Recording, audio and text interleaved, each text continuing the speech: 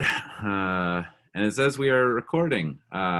So hello, everybody, right now, and in the future, watching this, whenever that is.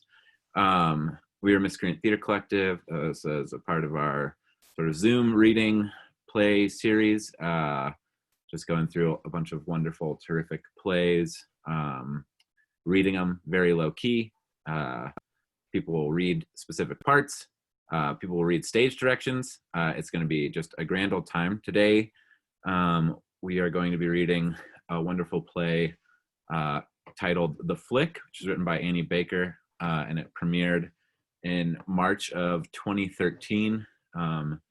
And I would compare this to specific films that I've seen, but unfortunately, all of those films, you probably don't know them. They've got German subtitles, so they're a little bit out of everybody's league because I'm a film aficionado. Triumph of the will.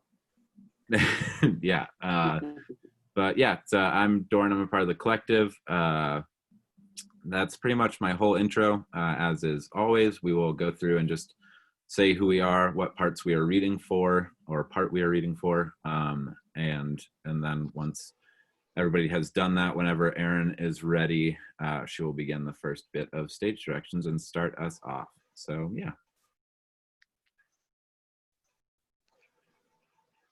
I'll go first. I'm Rav'n Moon. I'll be playing Avery. I'm Val. I'm reading Skylar and the Dreaming Man. I'm Bob playing Sam. I'm Angela Rothermouth playing Rose.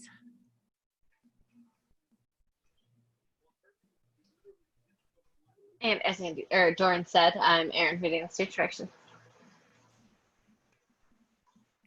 Cool. So yeah, whenever you are ready, Erin, we will start this whole thing off. All right. Should I start reading the setting? Yeah, if you want to. I feel like the name tag or the title on the name tag is pretty important. So the setting, a falling apart movie theater in Worcester County, Massachusetts. The set is the raked movie theater audience. 10 to 15 rows of red seats with a dingy carpeted aisle running up the center. The upstage wall is the back of the movie theater with a window into the projection booth. There's a metal door leading into a hallway which leads out into the movie theater lobby. We, the theater audience, are the movie screen. The beam of light from the projector radiates out over our heads. Summer 2012.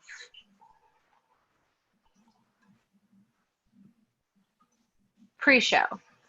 After the theater audience has filed in, the house lights slowly dim. On stage in the movie audience and also in the theater audience. Bernard Herrmann's prelude to The Naked and the Dead starts playing, and the light from the projector beams out over our heads. Images that we cannot decipher are being projected. Dust motes are illuminated by the light. This lasts 2 minutes, from beginning to end of the song, and all we can see are the abstracted, dancing images shooting out of the film projector. Then the song ends, and the unknown movie ends, and there is a bright flash of green and then white. The movie theater lights automatically flicker on, and after about 5 seconds, Act 1, Scene 1. The door at the back of the movie theater is thrown open. Sam peeks his head in, looks around, and then closes the door.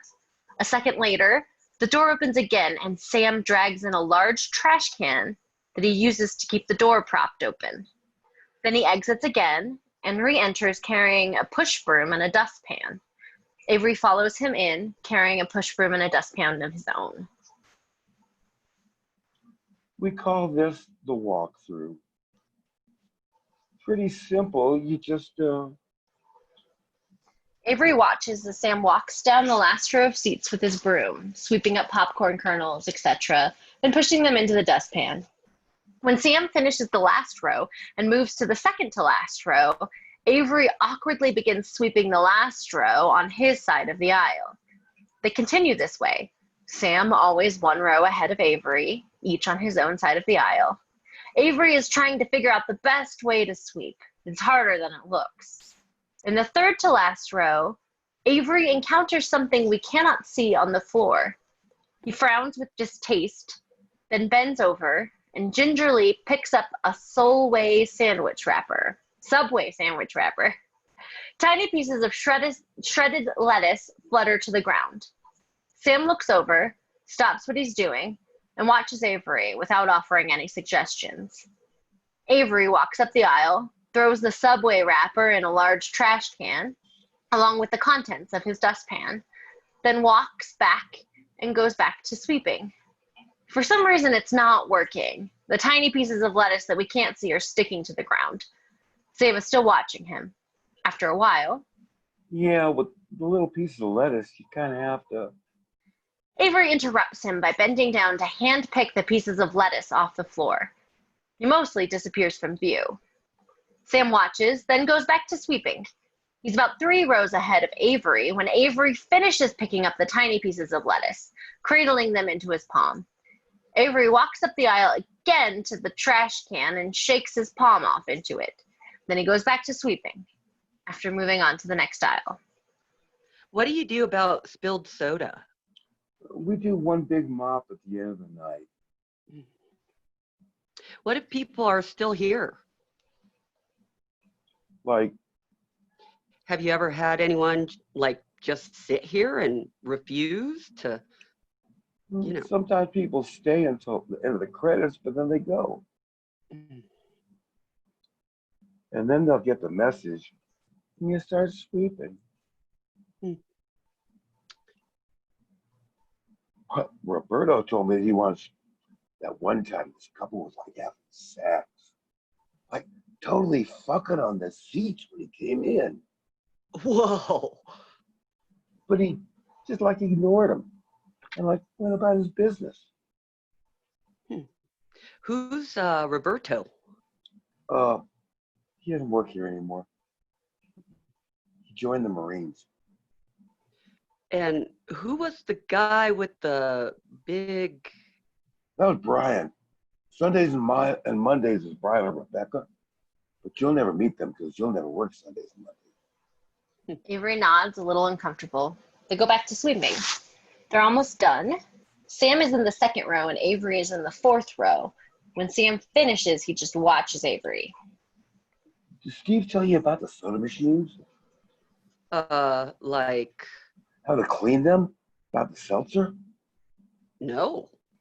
You gotta soak the spouts in seltzer overnight. Oh, okay, cool. I'll show you in a minute. About 10 more seconds, then Avery finishes sweeping. They head up the aisle together and dump their dustpans in the trash can. Then Sam takes the trash can and starts rolling it out the door. They're almost out the door when Sam says, So you're in the movies? What? I mean, yeah, I love the movies. and they're gone. The door swings shut behind them. Blackout. Scene 2. Sam, alone in the middle of the theater, sweeping.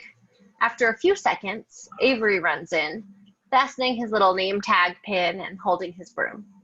Hey, Hi, Avery. sorry.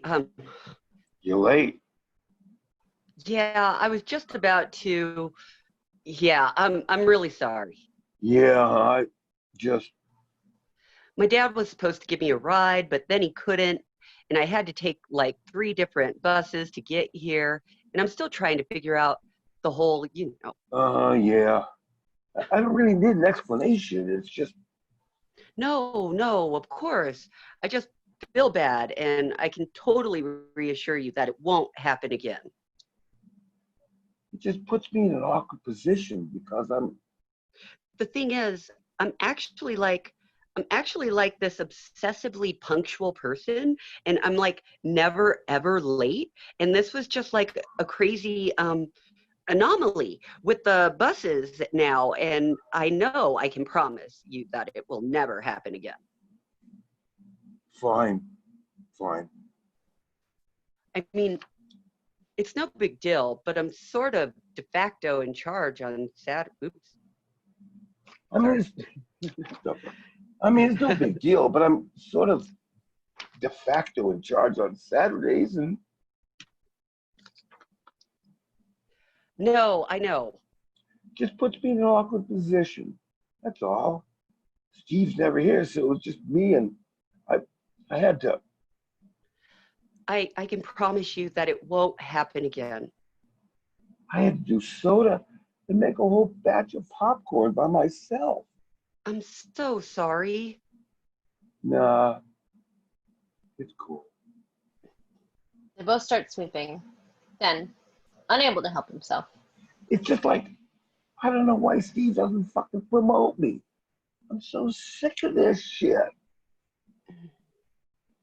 I should be a fucking projectionist by now. Oh, yeah, I'd love to do that. Well, he'll probably promote you before he promotes me. He clearly thinks I'm diseased or something. He promoted Rose. I've worked here 5 months longer than her. Oh, fuck. What is this?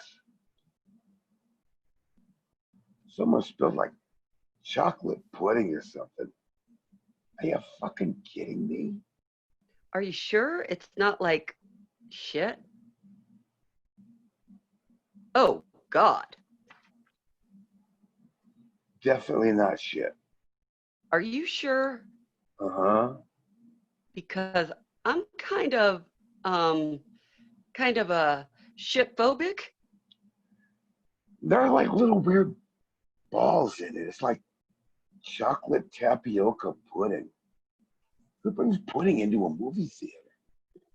Sam gazes at it for a while, then straightens up, steps around it, and goes back to sweeping.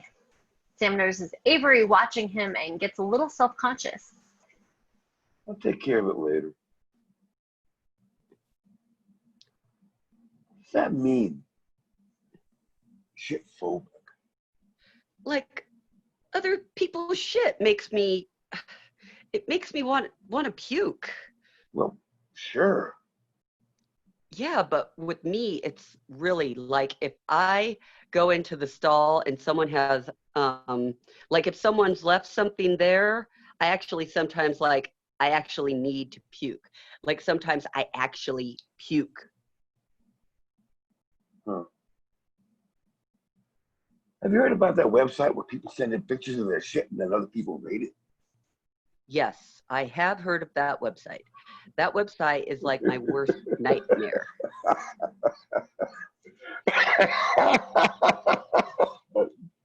No.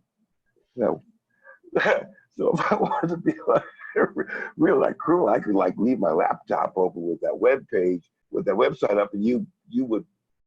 I would literally puke all over your laptop. Oh man.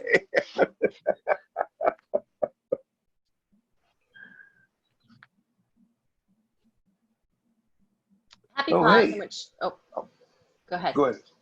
Okay, a happy pause in which they realize they've broken the tension, and then awkward pause following that happy pause. They go back to sweeping. A minute later, someone appears in the window of the projection booth. It is a girl. She is moving around, changing reels, appearing in and out of view. Sam notices her. Oh hey, it's Rose. Avery looks up. Hey Rose. She doesn't hear him. After a while, I guess she like hates me or something. Rose. Rose. Wow. She really hates me. Maybe she can't hear you. She can hear me. Rose. I want to introduce you to her. She's cool. Rose. Rose continues moving around in the projection booth, oblivious. Rose. Rose remains oblivious. Well, she officially hates me. Sam and Avery gaze up at the projection booth while Rose moves around, then disappears from view. Avery goes back to sweeping. Sam keeps watching the window as if he hopes she might appear again. This goes on for about 10 seconds.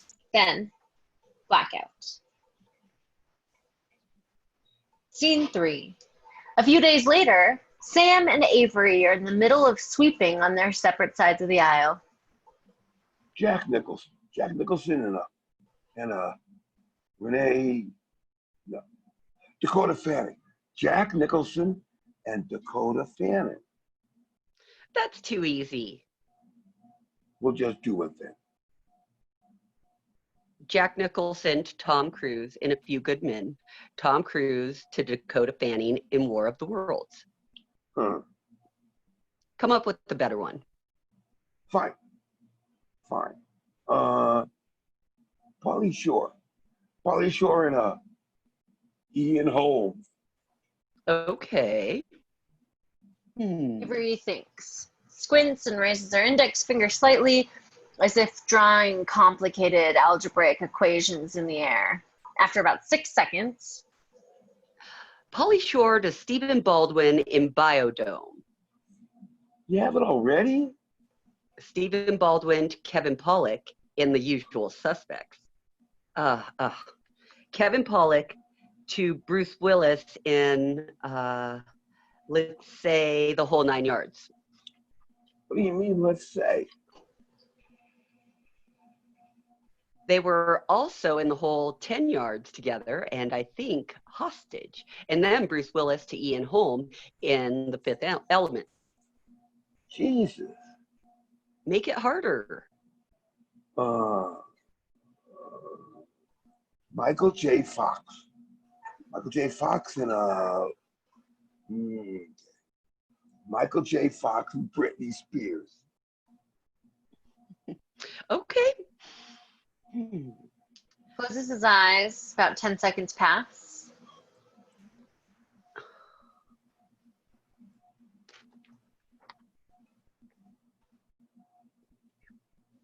Ooh, this one's hard. Avery's mouth moves slightly and his eyes do strange things while he does his calculations. This is a doozy. Avery's eyebrows raise. It seems like he's getting somewhere, then he clearly reaches a roadblock. Ooh, boy. Uh-oh. About 20 more seconds of silent calculations. Eventually, Avery unties some kind of complicated mental knot, opens his eyes, and grins. No. No. This one takes a full 6 degrees, but I'm happy with it. Brittany to Kim Cattrall in Crossroads. Okay. Kim Cattrall to Estelle Getty in Mannequin. Mannequin.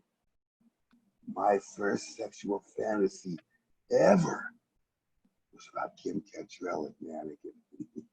I've actually never seen it. It's the best. It's the best. Cattrall's this mannequin who comes to life in Andrew McCarthy's department store worker window. Guy who falls in love with her, and Estelle Getty is the store manager. I don't remember why exactly Kim Cattrall comes to life.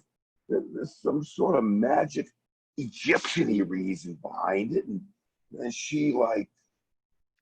Estelle Getty to Sylvester Stallone in Stop or My Mom Will Shoot. Sylvester Stallone to John Lithgow in Cliffhanger. Lithgow to Christopher Lloyd in, okay, I'm pretty sure this is the title, Adventures of Buckaroo Banzai Across the Eighth Dimension. Whoa! What the fuck? Yeah, I love that movie. Christopher Lloyd to Michael J. Fox in, of course, Back to the Future. Parts 1 through 3. Sam stares at Avery in awe. They don't notice Rose enter the projection booth. You have that's like almost a disability. It's actually the opposite of a disability. Rose knocks on the window of the projection booth and waves at them. Oh, Jesus. That's Rose. I know. They wave back. Rose breathes on the window, making a little foggy area, then draws a cartoon penis in the fog with her finger. It may or may not be decipherable. What is that? I think it's a penis. Rose draws a heart around the penis. Whoa. Yeah. She's a lesbian. Really? Yep. Rose is unthreading the projector now, mostly obscured from view. Does she have a girlfriend? No, I don't think so. They go back to sweeping. They don't see Rose leave the projection booth. They keep sweeping. Rose appears in the doorway. She regards Sam and Avery. Then, Hi, I'm Rose. I'm Avery. Avery, right? Yeah. How old are you? 20? Huh.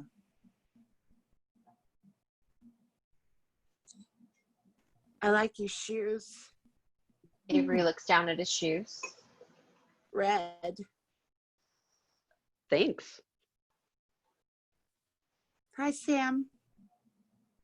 Hello, Rose. I'm really hungover, so you guys will have to excuse me if I'm like a little low energy tonight. Avery goes back to the cleaning. Rose leans sleepily against the wall. Sam seems eager to talk to her. Who are you out with?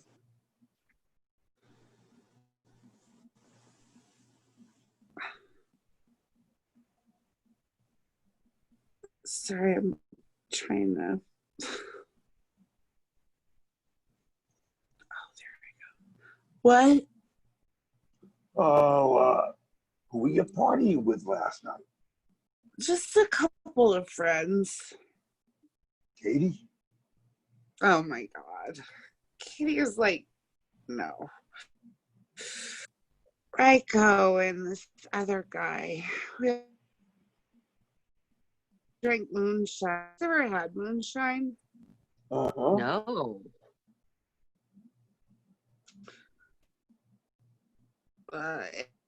Anyway, I'm just like, I totally have a drinking problem. She fakes Oh, Avery accidentally drops his broom, then quickly picks it up. I'm gonna go take a nap. When does the next show start? 6:20. Need anything? I could like run out and get you something. Oh my God, no, I'm totally fine. She starts to leave, then stops. It was nice meeting you, Avery. Yeah, you too. Those shoes rock. Rose exits. Sam stands there. Avery continues sweeping. After a safe amount of time goes by, So, What? what'd you think? She was. Did you Rose tell him about? re-enters. Oh, sorry. Did you tell him about dinner money? Oh, what? No, wait. What did you do last night? Did you take it all? I thought that he just started working here, so Well, exactly, dumbass. You have to explain it to him. it's just we have no idea if he's gonna be cool with or and He has to be cool with it. Avery is trying to look like he's not listening. Avery. Avery turns around. Yeah. At the end of every shift, you're gonna get dinner money. It's just a little extra cash flow. It's split 3 ways or 2 ways. If there's 2 of us. It can be anywhere from $10 on a weeknight to like $30 on a weekend. Oh, cool. See, it's fine. So it's like per diem? A what? No, well, kinda. It's kind of like a per diem. It just Steve doesn't know about it. Steve doesn't give it to us. Rose looks at Sam. Sam struggles to find the right way to say it. When we take the tickets, we just kind of, when you tear them in half, put the other half in the bin. Well, Yeah, sure. sometimes we take like 10% of those stubs. We we resell them.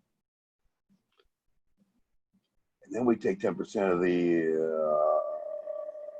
cash for the night. As dinner money. We call it dinner money. Well, it's dinner money because we're so vastly underpaid. And because Steve is a total douchebag and doesn't have a credit card machine and is like totally fishy anyway with his finances and basically has like no idea how to run a movie theater. So it's like, it is dinner money because $8.25 an hour is not enough to live on. You've never been caught? No, it's like an employee tradition. Roberto, the guy who trained me, he told me all about it, and the people who worked here before him told him about it, and like nobody has ever been caught or like even been close to being caught because Steve is just like, he's an idiot. He can like suck my cock. So what are you guys asking me? I guess we're not asking you anything. Because I don't really want to do it. But you can't. It's not up to you to decide. You don't have to do anything. I'll deal with the tickets. You just get half the money. I don't want to take Steve's money. Okay, see, I don't think of it as Steve's money. Steve is like a compulsive gambler who doesn't pay child support. He has like 5 kids somewhere in like Maine, and his ex-wife is always taking him to court. I don't want the money. I'm not gonna like rat you guys out, but no, I'm sorry. I could tell he didn't really want to hire a black guy anyway, and I'm not gonna. Whoa! Oh, Really? Steve is a racist? I don't know, okay? That's what I'm. that's so lame. That is so lame. He is such a fucking racist. I'm not saying. I'm just. He's like an older, angry white dude with a truck, and like it's just one of those things where, like, if something goes wrong. I don't feel that way. Wait, what? Can I just say, I guess I just want to say that Roberto was just Latino, and nothing ever happened. Nothing bad ever happened to him. Silence. Avery walks down the aisle, sits in the front row, and puts his head in his hands. They watch him. After a second, he takes off his glasses, wipes them off with his polo shirt, and puts them back on, and then puts his head into his hands again. Sam and Rose watch him do this, and then start mouthing panicky, silent things to each other. Maybe Rose is mouthing stuff like, "What do we do? He's gonna tell on us." And Sam is mouthing stuff like, "It's cool, it's cool. I'll talk to him, it's gonna be cool." But we shouldn't really be able to read their lips. And maybe they can't either. It's more just like mutual gestures of panic. Then they go back to watching Avery, who is unmoving in his seat. If you have like, if it's an ethical, you could always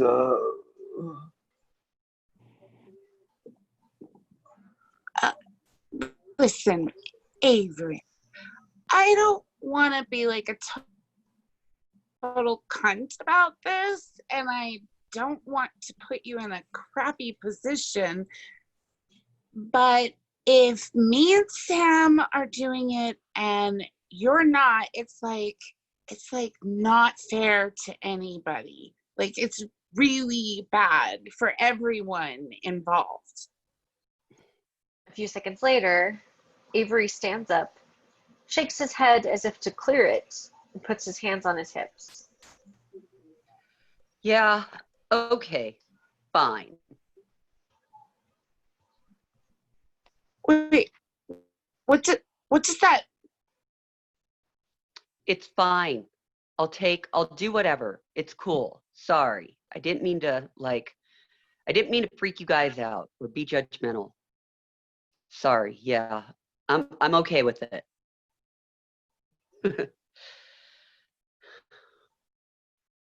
Seriously, I'm fine.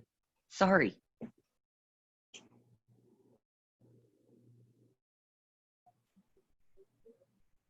All right, boys. I'm gonna go up and take a nap in the booth. Wake me up at 5 till. She leaves. Sam looks at Avery. Avery finally stands up. They resume sweeping. After a little while, Richard Pryor and Angelina Jolie. blackout. Scene 4. Sam and Avery are in the middle of sweeping. Avery is whistling to himself, the tourbillon from Jules and Jim. After about a minute, You know what I hate the most? Avery stops whistling. It's one thing if I sold you the food. It's one thing if legitimately purchase the food for me and then leave it like scattered across the floor.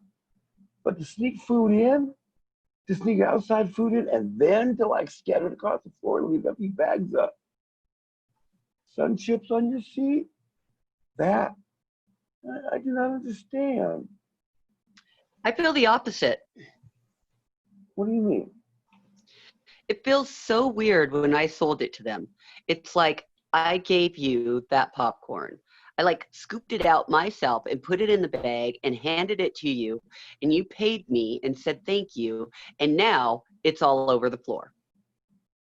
With the sun chips, it's like it's just regular litter. Interesting perspective. They continue sweeping. Avery resumes his whistling. After a while, Someone left a shoe. he lifts up a shoe in the air disdainfully. Someone left a nasty, nasty old New Balance shoe. Do you think it was intentional? Like, is it a sign of gang warfare or something? No. Like, do you think someone forgot it and left it here with one shoe on? Or do you think that they like meant to throw it away? Like, do we put it in the lost and found? Fuck no.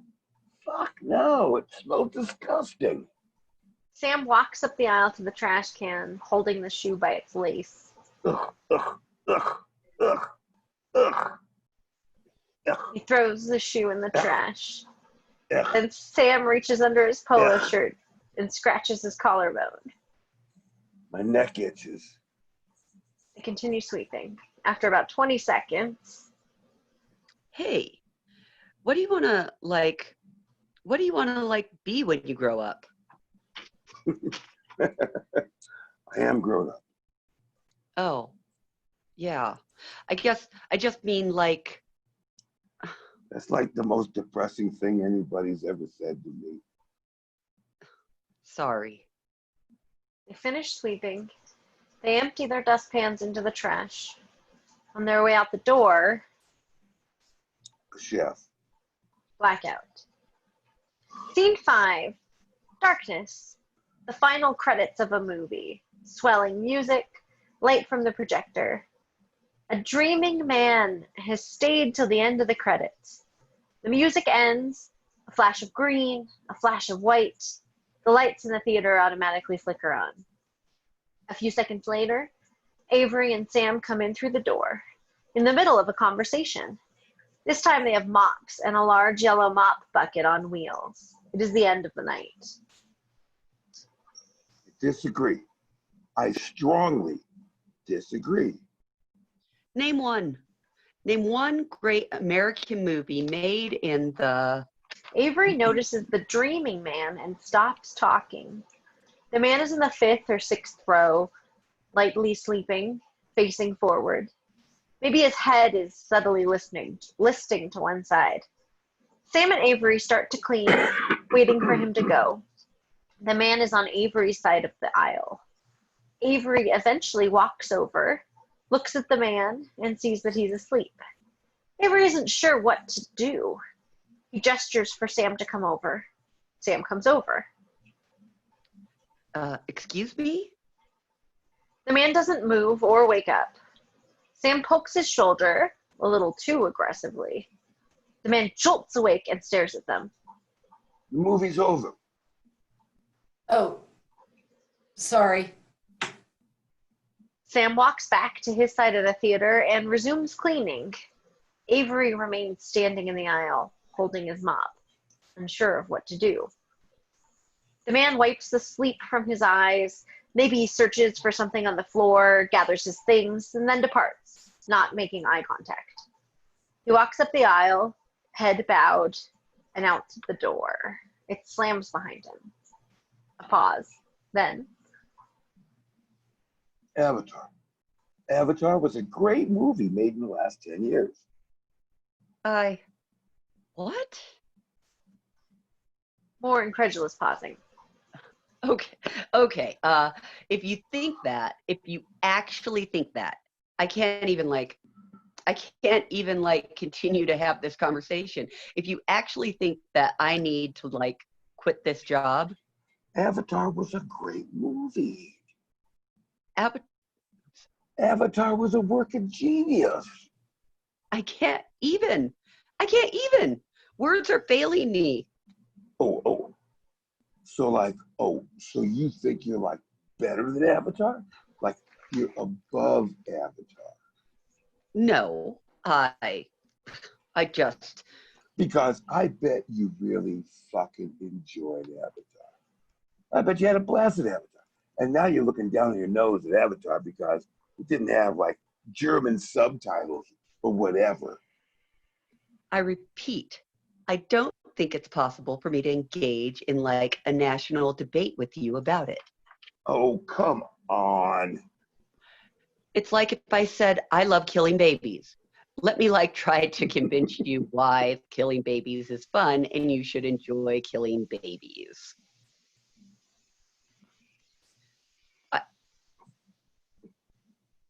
It was a video game. Excuse me? Avatar was basically like a video game. It was not a video game. Video game is interactive. A video game is defined by the fact that you're it was 3D. That was fucking awesome. Did you see it in 3D? Uh-huh. It's just different, and that's what scares you. People always freak out when they when art forms move forward. That's not the art form moving forward. That's the art form moving backwards. 3D was around in the 50s. Rose leaves the projection booth. I thought it was totally awesome looking. I don't like digital. Where film's going. Well, then it won't be film anymore. Rose enters holding a book. Hey, look what I found on the street. Sam walks over to her and reads the title out loud. Astrology in your love life. How to find true compatibility in long-lasting relationships. What's your sign? Leo. Oh my God, me too. Rose flips through the book. How about you, Avery? I don't know. Excuse me? I don't remember. I don't really care about that kind of thing. Oh my God. Oh my God. You are so full of shit. I don't believe in astrology. Okay, that's fine. But you know what your sign is. I don't buy for a second that you don't know what your sign is. Oh my God, Avery! Don't even try to pretend with me that you don't know what your... Capricorn. Thank you. She flips through the book again. Hey, Rose. Still looking through the book. Yeah. Avery thinks there hasn't been a single great movie made in the past 10 years. Single great American movie. Still flipping. Uh-huh. I Uh-huh. think she's wrong. Pulp Fiction was the last truly great American movie. That was 94. You have to do something for Rose. No.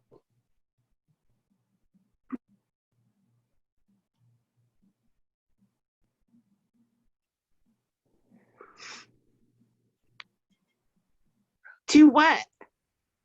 She has like all of Pulp Fiction memorized and can like Nope. do Ezekiel 25:17. No way. Has the most like incredible Samuel L. Jackson imitation. And a bordering on offensive voice.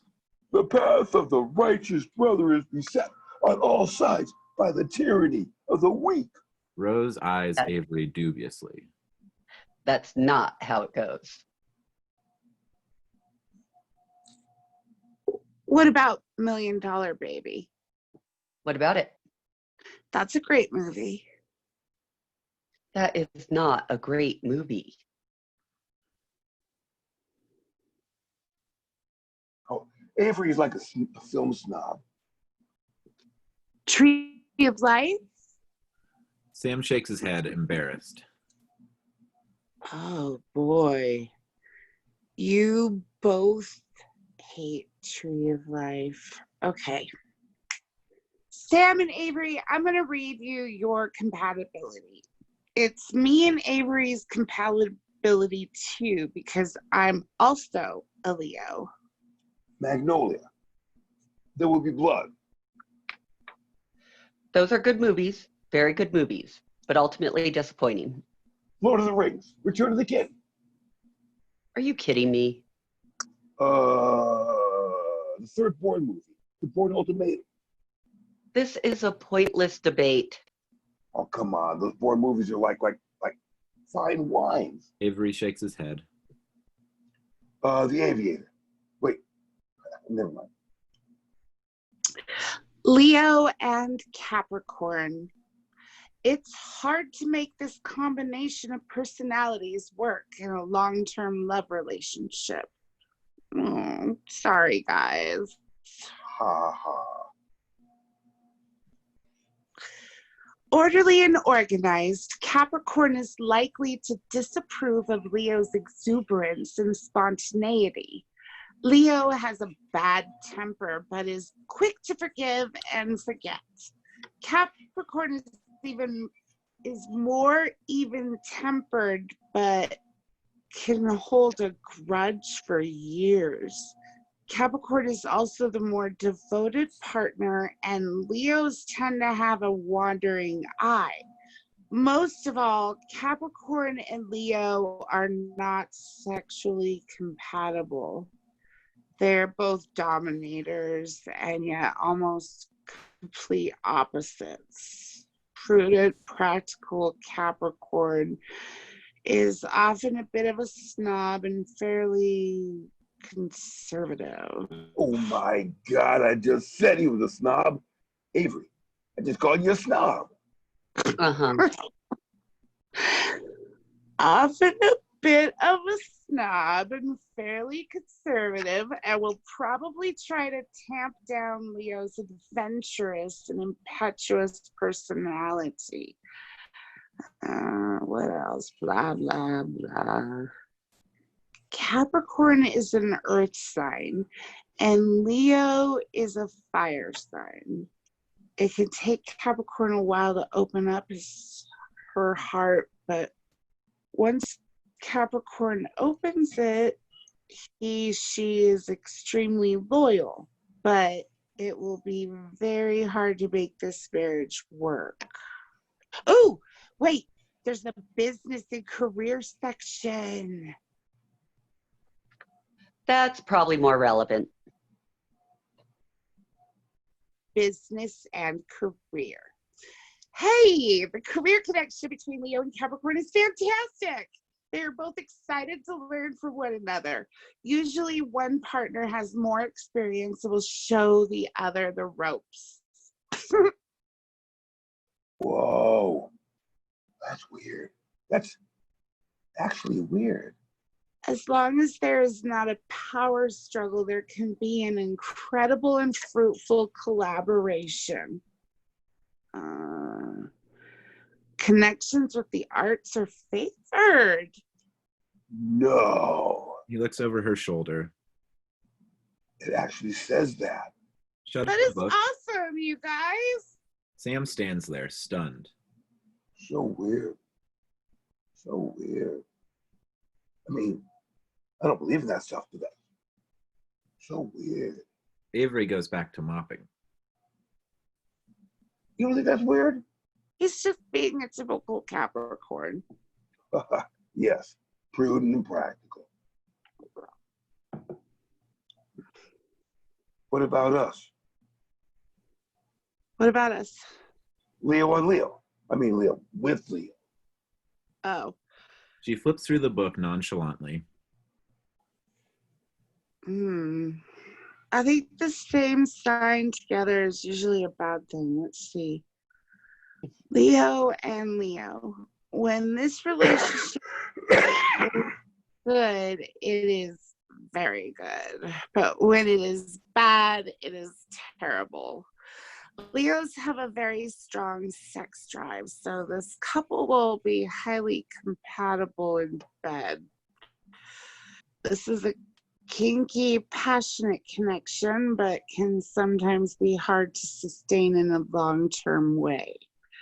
These two Leos are king and queen of the jungle. It will either be a great love or a great rivalry. The big question is, who's the boss? Aces, but those heads between two Leos. Sam is blushing. Huh. Rose closes the book.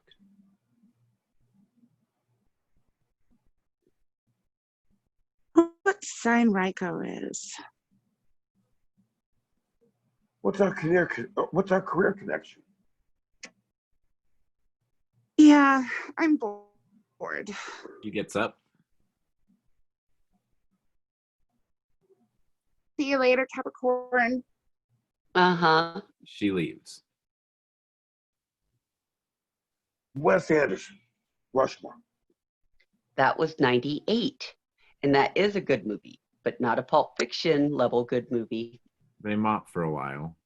I think he has a new one coming out this winter. Tarantino. Django Unchained. What? It's called Django Unchained. More The mopping. Coen Brothers. All the Coen Brothers movies. No Country for Old Men. A single, what's it called? A Serious Man. Fargo. Fargo. First of all, Fargo was 96. Second of all, those are all pretty good movies. Those are interesting movies, but those are not like profound commentaries on like. Do you find Rose attractive?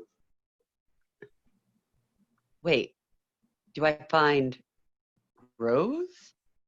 Yeah, Rose. I feel like you guys have kind of a flirty, antagonistic banter thing going on. I mean, I don't know. No, not really. Not really? No, I mean, no. She kind of makes me uncomfortable. Huh. She's a lesbian anyway, so Yeah. do you find Rose attractive? They clean for a while. Hey, you come over here and look at my neck. Avery puts down his mop and walks over to Sam. Does it look weird? Well, There are all these red blotches, but I can't tell if it's because you've been scratching it. What about my back? My back itches too. Sam turns around and lifts up the bottom of his shirt. Oh, yeah. You know what? Yeah. There are a bunch of red, they're like little red lesions or something. Lesions? Like they're kind of red, oval shaped. Oh, Avery pulls Sam's shirt down. What? What? they started freaking me out. Great. Fucking great. I'm gonna go look in the bathroom. Sam exits. Avery keeps mopping by himself. He reaches the front row. Rose knocks on the window of the projection booth. Avery looks up. Rose smiles and mouths something he and we can't understand. What? She mouths it again. Wait, what? She flaps her hands in the air as if to say, forget about it, and then goes back to de-threading the projector. Avery continues mopping. Sam walks back in. Weird. Some of them are like scaly. What the fuck? Have you ever had chicken pox? Yeah, twice. When I was a kid, it's definitely not chicken pox. Repulsive.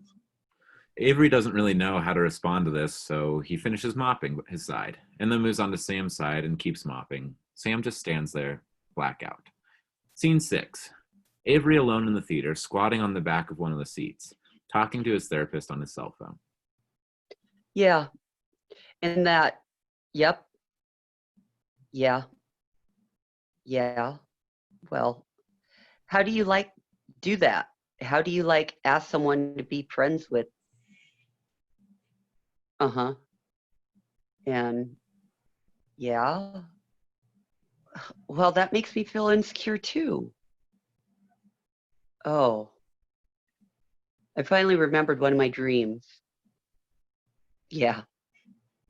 I thought you'd be happy about that. We're on a break. Everyone went to Subway. Okay, so in the dream, I'm dead. I mean, I've just died. And I'm in this weird room, which is basically like purgatory.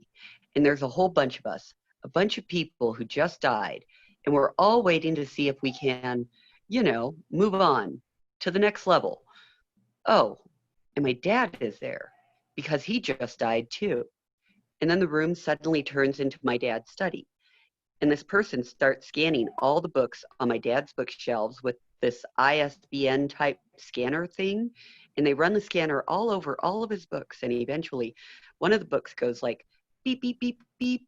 And the scanner recognizes it. And that means my dad is going to heaven. And then it's my turn.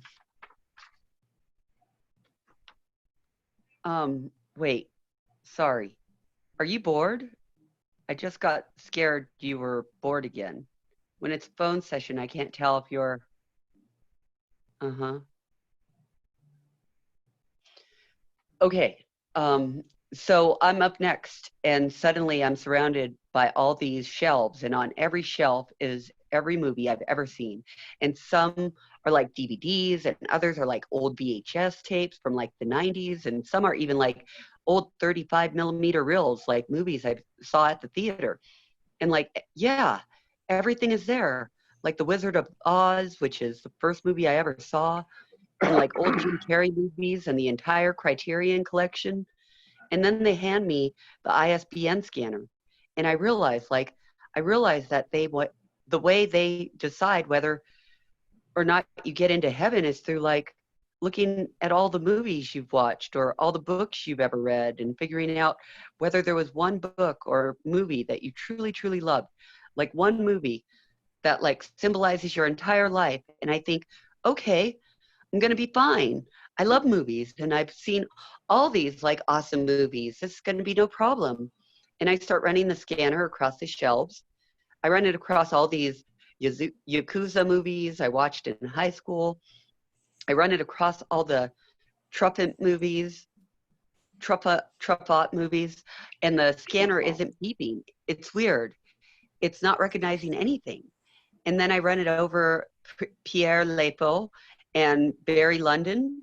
And I've seen those movies like literally dozens of times, and it doesn't beep. And we're going past hundreds of movies, really good movies, movies like I really love. And I start getting really nervous. There's only a couple of shells to go. And I run the scanner over Andrei Rublev, and nothing happens. And then I run it over Fanny and Alexander, and I can't believe it, but nothing happens. And then I think to myself, I'm going to hell. I haven't truly loved, or whatever in the right way. I thought I did, but I didn't. And I'm going to hell. And then I'm on the last shelf of movies. I've already like completely lost hope at this point. And then suddenly the scanner starts beeping and beeping. And I look at the movie that made it beep, and it's this old cruddy VHS tape of Honeymoon in Vegas. Honeymoon in Vegas? It's like this terrible movie with Nicolas Cage and Sarah Jessica Parker from like 1989. I was obsessed with it when I was like 4. I watched it at my cousin's birthday party. It's like a really, really bad movie. And at first I'm like, what? My entire life can be represented by Honeymoon in Vegas? Honeymoon in Vegas is like the one movie I truly, truly loved. But then I'm like, wait, it doesn't matter. I'm going to heaven. I must have done something right in my life because I'm going to heaven. And that feeling of like knowing that I made the right choices was like the best feeling I ever had. Yeah. Yeah. Okay. I guess like, well, yesterday I had this thought. I was like, okay, maybe it's never going to get better. Maybe I'm going to live with my dad for the rest of my life. And like the actual problem is just that I'm waiting for things to change. Like maybe I'm just going to be that weird, depressed guy, and I should just accept it. And that'll be the life I get, and that'll be okay. Yeah. He rubs a few tears out of his eyes. Yeah. No. That's okay. I think I can wait until Tuesday. Uh-huh. Well, I hope you're having a good vacation. Sorry that you have to talk to me during it. No, I didn't. Sorry. Yeah, I know that. It was just like a stupid joke.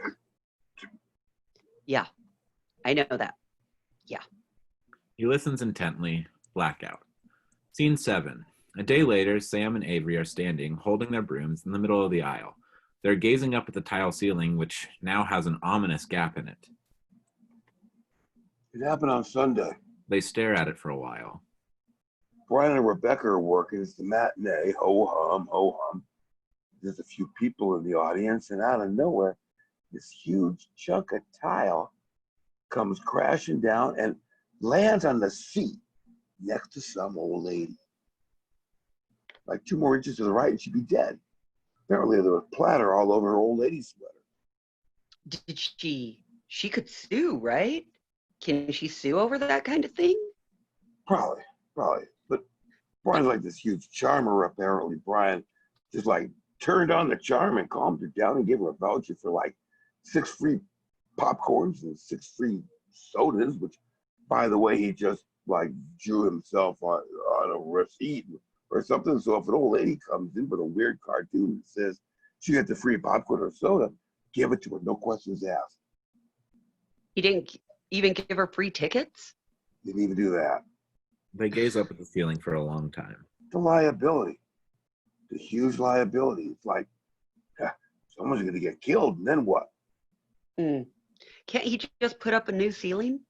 Well, these are some questions that a normal person would ask. We're talking about Steve. Steve will never spend a dime on anything. Steve would rather this place burn down than he like spend a little money to make it safe or have a nacho machine at concessions. Wouldn't that be nice? If we could make those nachos with the little cheese squirter thing, keep telling him to get one of those. They go back to sweeping. We haven't sold out a single show since Slumdog Millionaire. Pathetic. They sweep for a while. Oh, so I went up to the booth the other day and I didn't realize there were so many old reels up there. Yeah, Steve's such a sketchball. He's supposed to send them back to the distributor, and they're like all sitting up there collecting dust. Some of them are really old, There's a lot of good stuff up there. I guess. This is probably a stupid idea, but I was thinking that I was thinking on Friday it might be fun to like we could like just stay here after the last show and watch one or two of them. Like I saw Goodfellas and Boogie Nights and a couple other. It would just be awesome to see them on the big screen. I've only watched Goodfellas on my computer, which is pretty like blasphemous when you think about it. It's fine if like you're busy or not interested or whatever. Sam is still No, sleeping. no, that sounds cool. I just, I'm not going to be here this weekend. Oh, Yeah, Rose will be here if you need help with anything. Steve didn't tell you? no. Yeah, he's an idiot. Yeah, not that hard with two people. Rose will come here early and help you with the setup and the box office and stuff. Then you just do clean up on your own. Oh, yeah. Okay. Yeah, you've been here 3 weeks, so I assumed you felt comfortable with everything. And Oh, yeah. Yeah, sure. Steve should pay you double, but of course he won't. She'll just get my dinner money. You don't need to. Nah, that's the way it works. Where are you going? My brother's getting married. Oh, wow. Yeah, in Connecticut, right outside Bridgeport. Congratulations. Yeah, And your whole family is going? yeah. Cool. Older or younger? What? Older or younger? Oh, older. Yeah, he's 39. Do you like the woman? What? Do you like the woman he's marrying? Yeah, I mean, I don't know. Never met her. Oh, A long silence during which they go back to cleaning. what's your brother's name?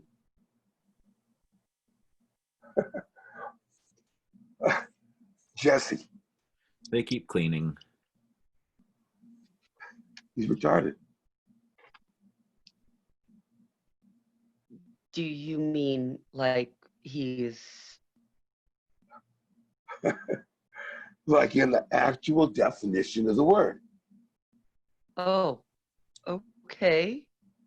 She's retarded too. The woman he's marrying. Okay. They met at this residential facility in Connecticut. Cool. Cool.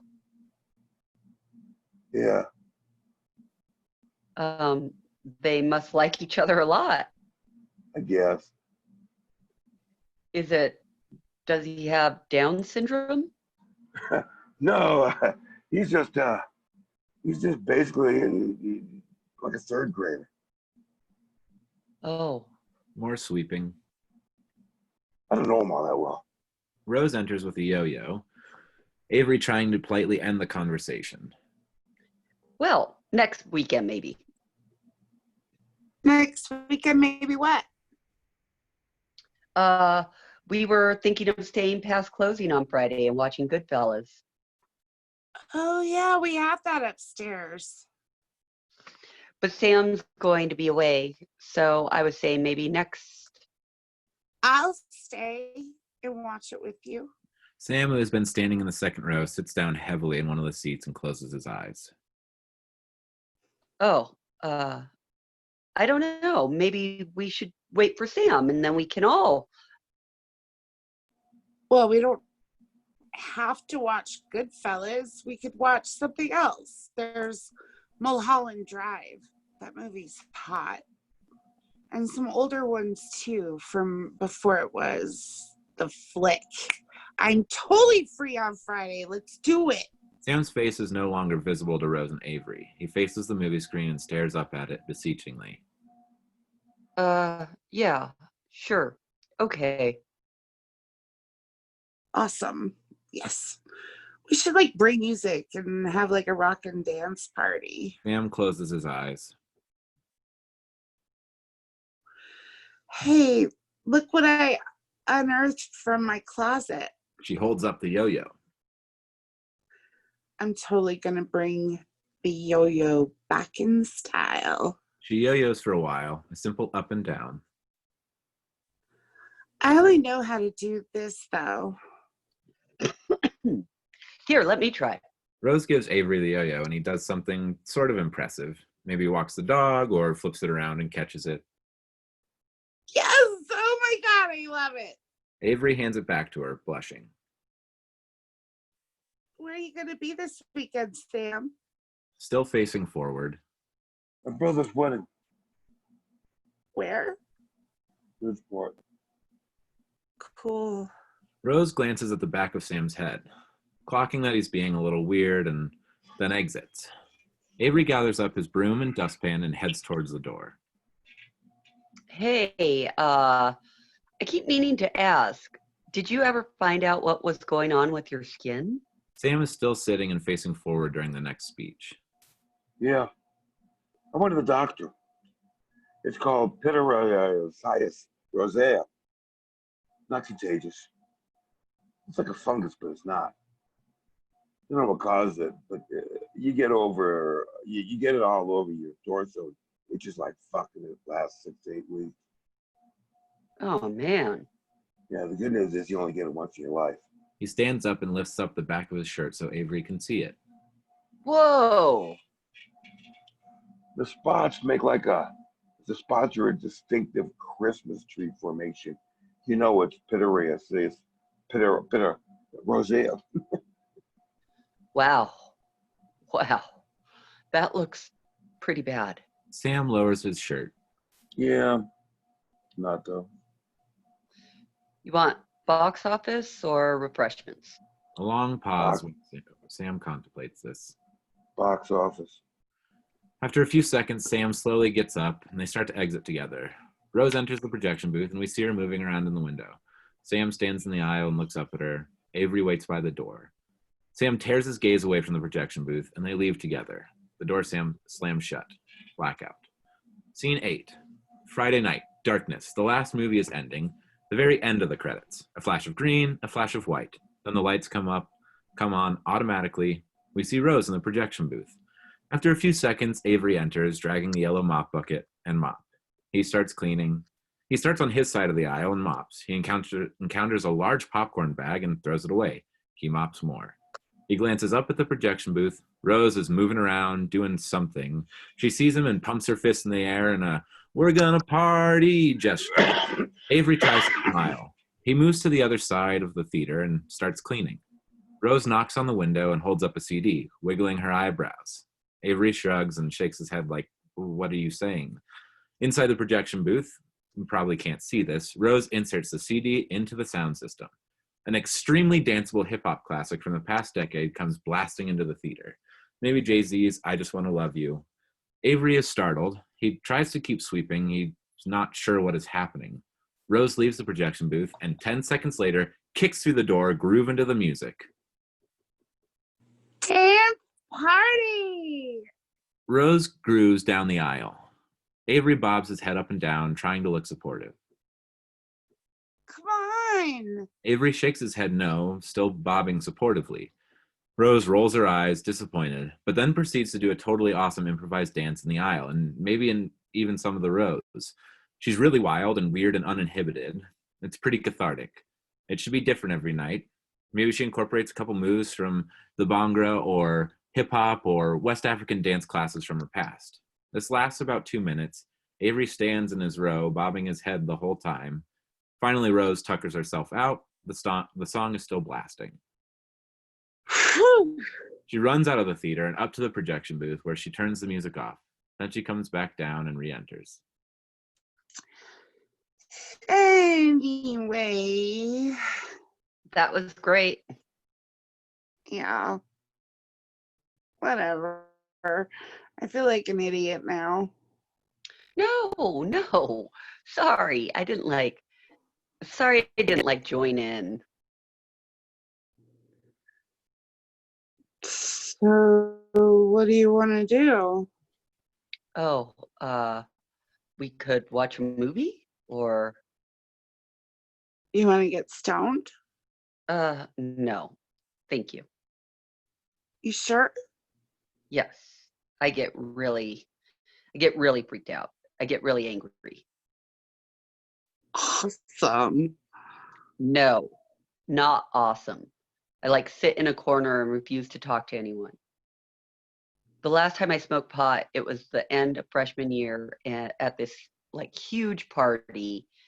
And like I like found this guy's collection of Calvin and Hobbes and sat in his closet and read them all night. And if people tried to talk to me, I was like, leave me the fuck alone.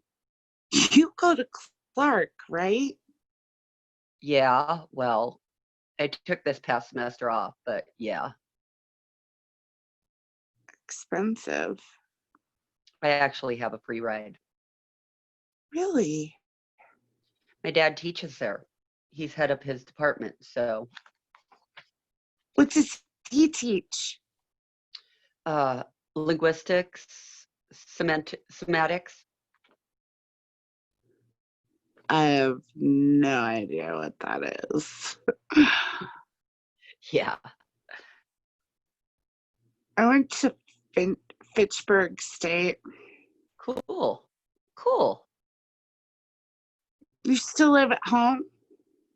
Oh, well, yeah, for now, while I'm taking time off from Clark. But when I go back, I'll. I'm not judging. I lived at home until I was 21. Sam still lives at home. He does?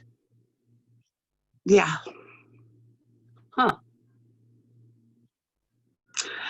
When he first started working here, he had this like super controlling girlfriend, and I think he lived with her in like April or something. She would like show up and like give me these insane paranoid looks. You know, like one of those women who's always like, "Are you gonna steal my boyfriend?" And then they broke up. I think he broke up with her, and he moved back in with his parents.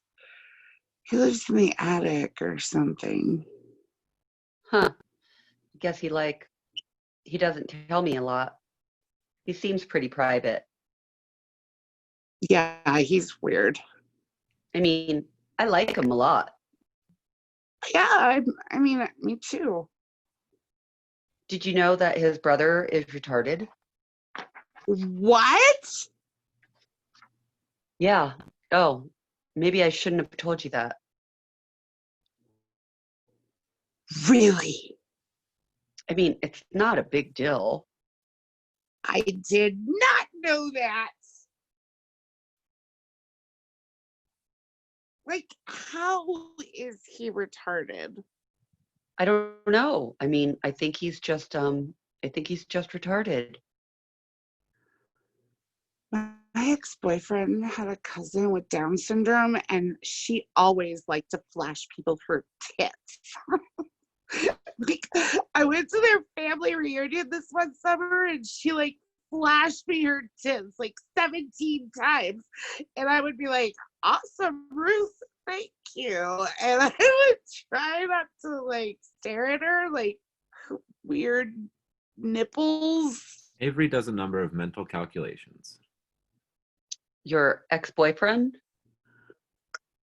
Yeah. Huh. For some reason, I think someone told me you were I think someone told me you were gay. Oh, no. I mean, whatever. I've been with girls a couple of times, but no. You want to watch a movie? Yes, definitely. Hey, would you ever show me how to use the projector? It's just like a shitty old 35 mil. No, I'm like, that's why I wanted to work here. This is one of the only theaters left in Worcester County that has, yeah, I'm obsessed with film and like old. I actually refuse to work at any of the theaters that just do digital. But everything's gonna be digital in like 6 months. Seriously. Steve is an idiot. If he doesn't go digital or sell this place in the next year, it'll shut down. Yeah, I guess I disagree, or like, I think that's really immoral. What is? Projecting a movie made on film through a digital projector. I don't know. I mean, I guess I personally like apart from this job, I never go to the movies. I'm kind of over movies. I used to be super into them, but now I'm over them. This is all really depressing, Avery. You're totally obsessed with them, aren't you? Yeah, I mean, they're like my life. Huh. Well, I'll show you how to do it. You can fill in for me when I'm sick or whatever, and then eventually Steve will promote you. Seriously? Yeah, sure. Sam keeps bugging me to show him how to do it, but I bet you'd be better because you're so obsessed with it. Rose starts walking up the aisle. Avery stays back, guiltily thinking of Sam. She turns around. Come on. He follows. They leave the theater, disappear for about 15 seconds, and then reappear in the window of the projection booth. They move around, then disappear, then reappear with a giant reel of film. Through the window, we watch Rose teach Avery how to thread the projector. He probably does it himself while she watches and provides instructions. He's smiling. They finish threading the projector. They turn it on.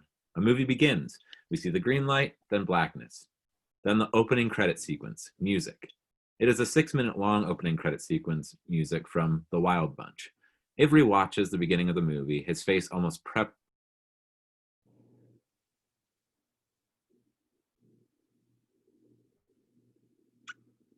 We lost you, Doron. Oh, I can pop back in if you want. Okay. yeah. We're at Um, 98 or 90. Yeah. Sorry, 90.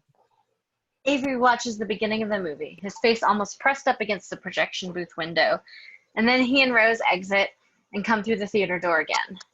Avery doesn't take his eyes off of the screen while he walks down the aisle. He finds the third row, stage left, and sits in the center. Rose follows him and sits next to him. They watch the movie for about 45 seconds. Then Rose, very slowly, turns her face and looks at Avery. He notices this, but continues watching the screen, attempting to appear nonchalant. Rose keeps looking at Avery. Avery keeps looking at the screen. After a while, Rose leans over and kisses Avery's neck. Avery is frozen, still watching the movie. He does not move away. Rose keeps kissing Avery's neck, contemplates nibbling his ear, decides against it, and then goes back to looking at him. Avery keeps watching the movie. Rose takes her index finger and traces little stripes and circles on Avery's neck. Then she takes her finger and runs it in a straight line down Avery's shirt. Or maybe she stops to make tiny circles around his nipples. Then her hand disappears from our view. Avery is still watching the screen. Rose unzips his pants and begins to touch him. Avery lets her touch him and does not take his eyes off the screen. This goes on for a minute or so, but something is clearly off, and eventually Rose slowly takes her hand away and, mortified, goes back to watching the movie. Avery keeps watching the movie. He might start crying. He doesn't. Eventually, Rose gets up, walks up the aisle. Avery does not turn around. And 10 seconds later, we see her in the projection booth. She shuts off the movie, and the lights in the theater automatically go on. As if released from a spell, Avery bends over, elbows on knees, and covers his face in shame. He stays this way while Rose comes back downstairs, walks down the aisle, and sits in the row across from him in the aisle seat. A long silence.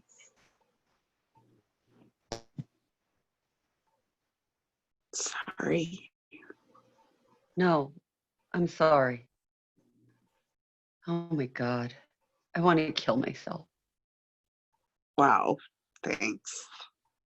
Avery removes his face from his hands and looks at Rose. Another long silence. Yeah. Wow. We could just forget that this ever happened, okay? I feel like I molested you or something. You didn't molest me. Yeah. I'm an idiot. Honestly, I don't know why I even did that. I wasn't planning on doing that. I swear to God. There's something wrong with me. No, there's something wrong with me.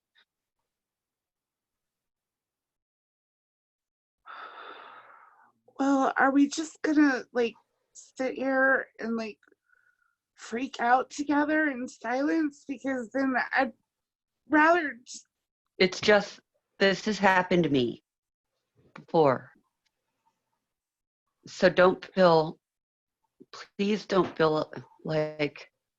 Yeah, but you weren't giving me the vibe and I went for it anyway. So you I just have a hard time sometimes when my mind goes blank and I always just think I'd rather be watching a movie. His elbows go onto his knees and his face goes into his hands again. It's okay, Avery. She moves across the aisle and sits next to him again. What do you think about when you fantasize? Do you ever think about guys? I really don't want to answer these questions. Okay, that's okay. His face is still in his hands. Rose leans back in her seat, almost relaxed now, and props her feet up on the seat in front of her. Well, I'm fucked up too. Yeah? I can't stay attracted to anyone for longer than 4 months. Huh. At first, I'm this crazy nymphomaniac. All I want to do is have sex all the time, 8, 9 times a day. Whoa. And then it totally goes away and I turn into this dead fish. And then I fake it until we break up. Huh.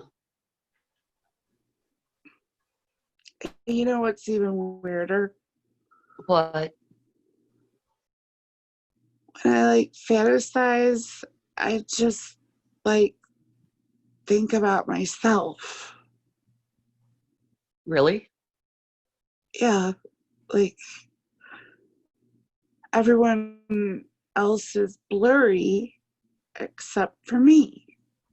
I'm totally in focus and I look amazing and everyone is holy shit, that girl looks so amazing. It's really embarrassing. I don't think it's embarrassing at all. Silence.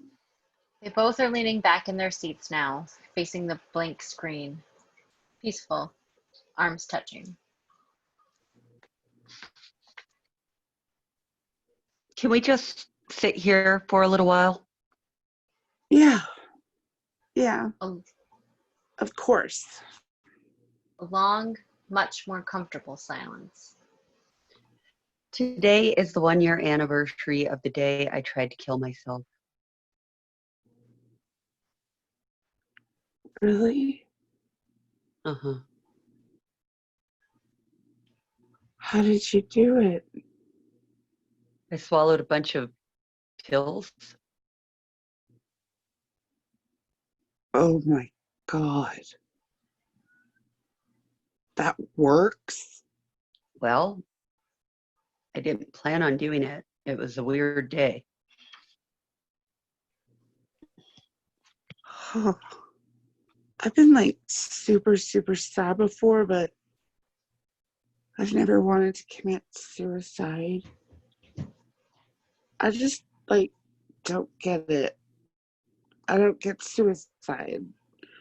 It's like, aren't you curious what's gonna like happen to you in like the future? I'm just like so curious about my future. Yeah. You probably never. He decides not to say it. You know what I don't get? What? Bulimia. Oh my God. I know, right? Barfing is so horrible. I know, it's like the It's absolute, like the worst feeling in the world. It's like being in hell. I know. Like, why would you like voluntarily, like, if you're gonna like have an eating disorder, just be anorexic.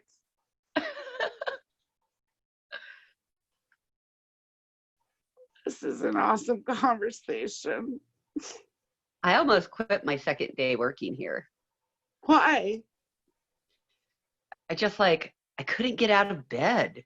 The first day was just like really awkward and I couldn't remember anything. And I had no idea how to hold the broom. I'm serious. And then I woke up the next day and just like freaked out. I was like, I can't have a job. I'm way too depressed.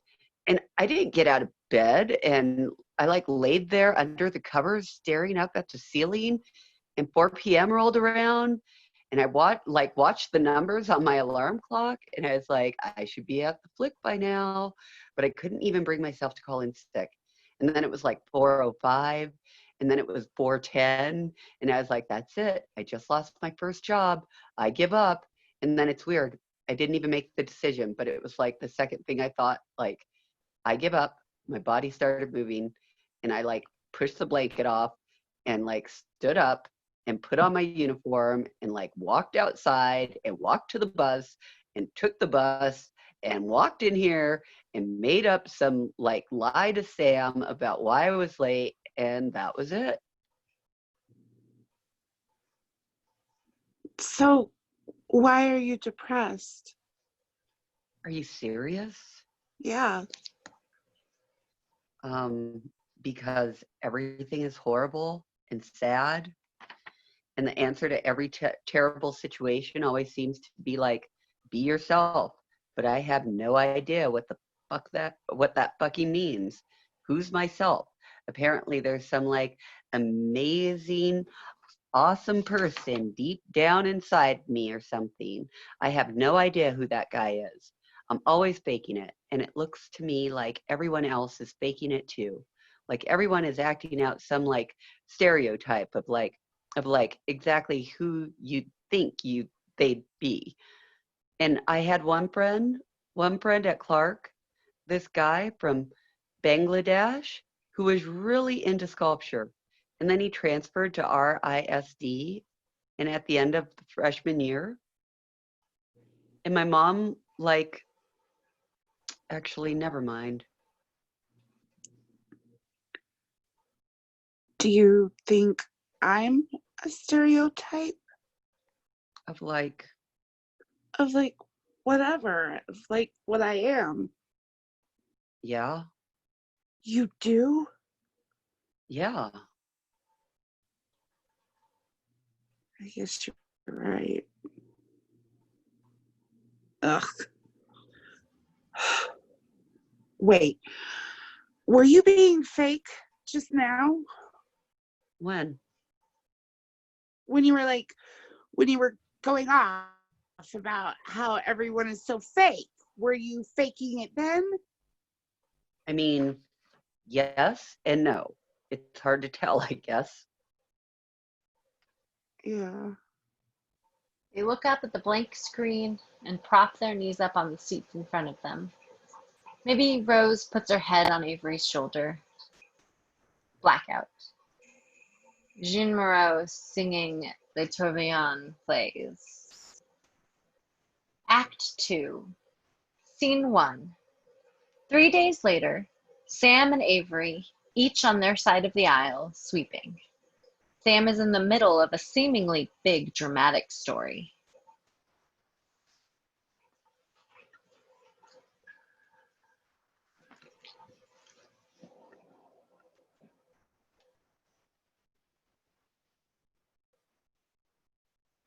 Bob? He is muted. Yep, sorry. So the next Okay. day, we all went to see a movie. I mean, mine is my brother and his girlfriend, wife. We went to this huge, like, multiplex outside of Bridgeport. What movie? The new Daniel Craig thing, Stata. Was it good? It was okay. It was okay. Anyway, on the way there, I stopped at this Mexican takeout place that I read about online. It's like this famous Bridgeport tamale place, and then I brought the tamales into the theater. You hate when people. I know. This is the point of, I know. But we were in a huge hurry. I didn't want to eat them in my aunt's car because she has like this pristine, like fucking Passat that she's all obsessive about. And I wanted to like, pour little cups of red and green salsa all over the tamales, et cetera, et cetera. So I decided to bring the bag of tamales with me into the movie theater. Because then we can't find parking, and we're, late. There's like this weirdly long line for tickets. And we don't actually sit down in the theater until halfway through the preview. So after we sit down, I open my like styrofoam container and I get in a few delicious bites of tamale before the movie starts. But then I put it away because I'm like, philosophically opposed to rustling your plastic bags and like squeaking your styrofoam container during the actual movie. So I put the tamales back in the plastic bag and I put the plastic bag on the floor. And we're like 5 minutes into the movie when this woman comes waddling down the aisle in the theater. And she's gonna sound horrible, and she's like really, really smelly.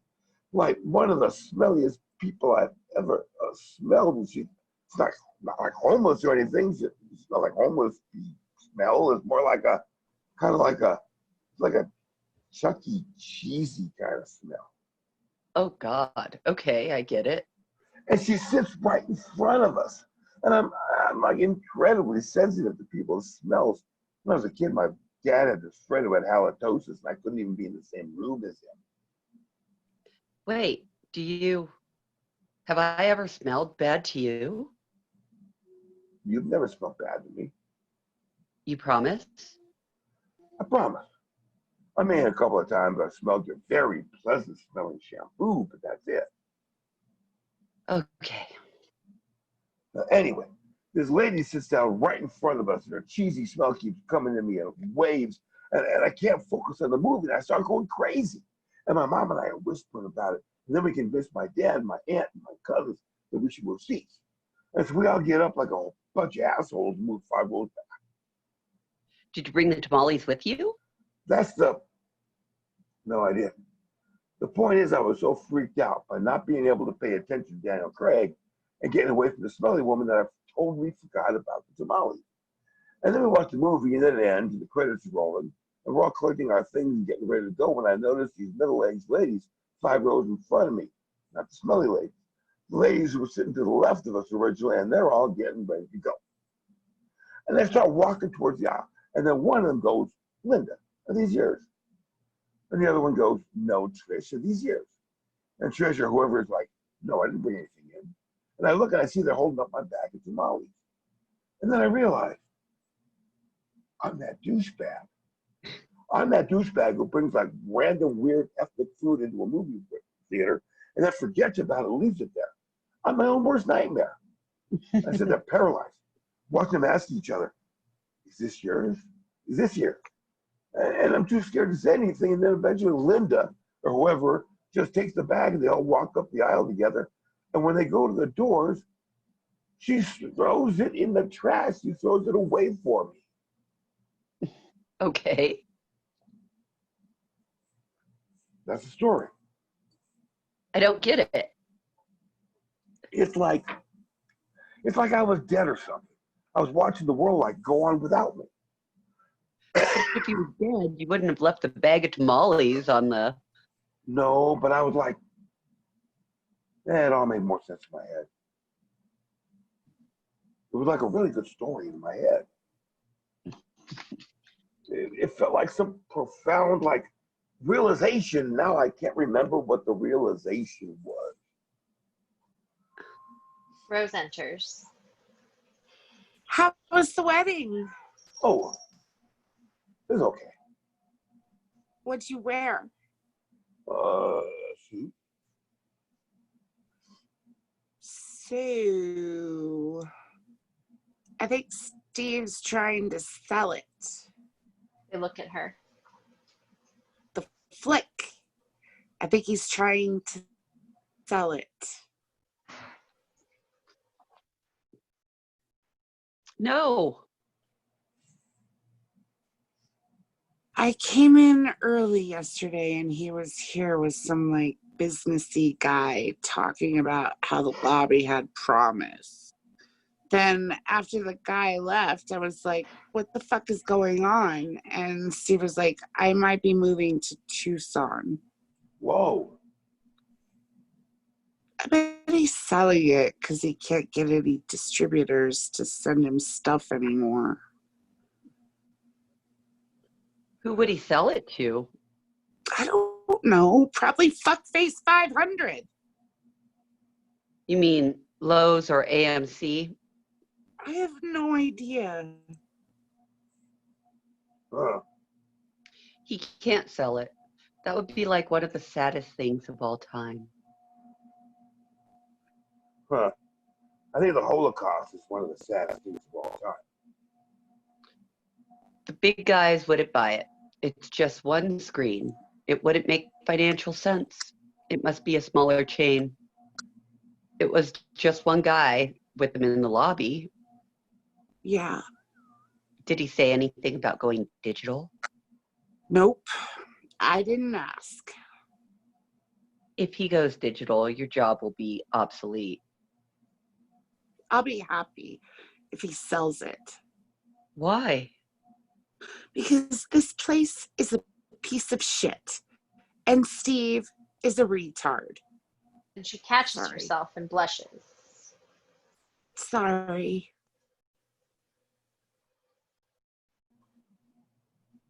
I'm gonna go upstairs. Hope you had a nice time with your family. She leaves. Sam clocks all of this, frowns, then dumps something in the trash. That's unbelievable. If they go digital, I might have to quit. They go back to cleaning. Then Did you tell Rose about my brother? You mean, You know what I mean. uh, Yeah, it's cool. It's cool. I just mentioned that to you in confidence, you know? sorry, I didn't know. You know what? Did you tell her, like, what'd you tell her? I just said that he was, I'm really sorry. Yeah, whatever. Who cares? I just had like a fucking shitty weekend. I hate weddings anyway, so. My mother went like way over the top. Disgusting. It was like, you're the one who fucking sent them away, and then they were like cookies in little like cloth bags with like my brother and his wife's like fucking initials stenciled on them, and it's like, great, Mom. Now you have even more fucking credit card debt. And it was like, everyone was acting so happy, like trying so hard. Like, oh, this whole fucking charade is so fucking joyful. And it's like the only actual happy people there are retarded. The rest of you are just miserable fucks. And everyone always pretends like the catering is so good.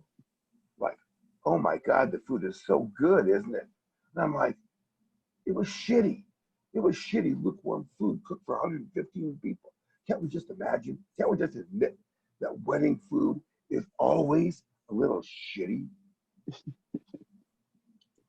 I ever have a wedding, I'm gonna have like food trucks come and like set up outside the wedding tent. People can line up one by one or a taco.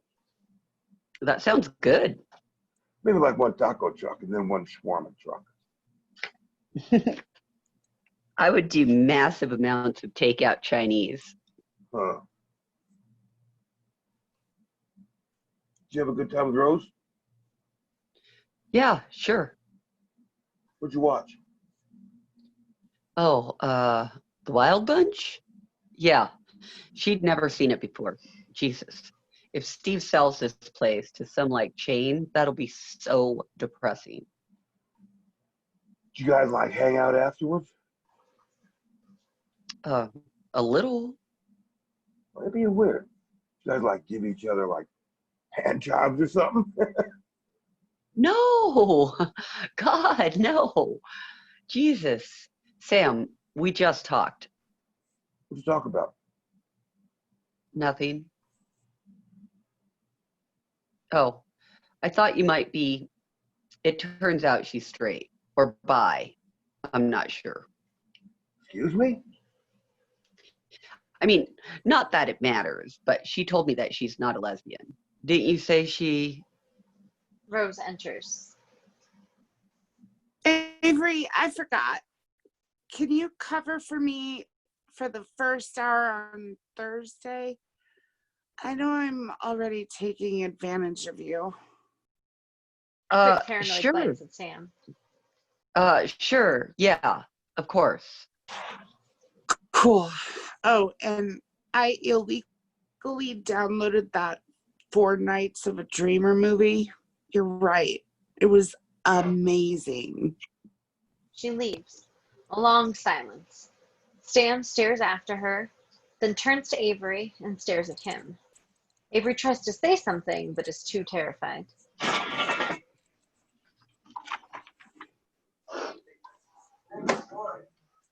Nothing seems to change perfectly.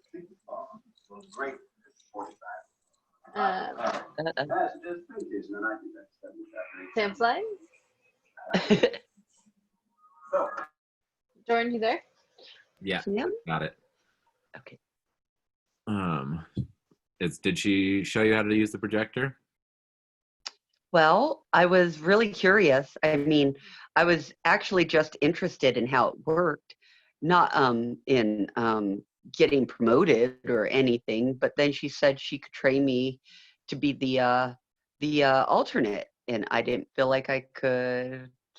Sam picks up a half-eaten bag of popcorn from his side of the theater, walks slowly across the aisle to Avery's side of the theater, rips the bag open, then flings it gloriously into Avery's area, popcorn showering everywhere.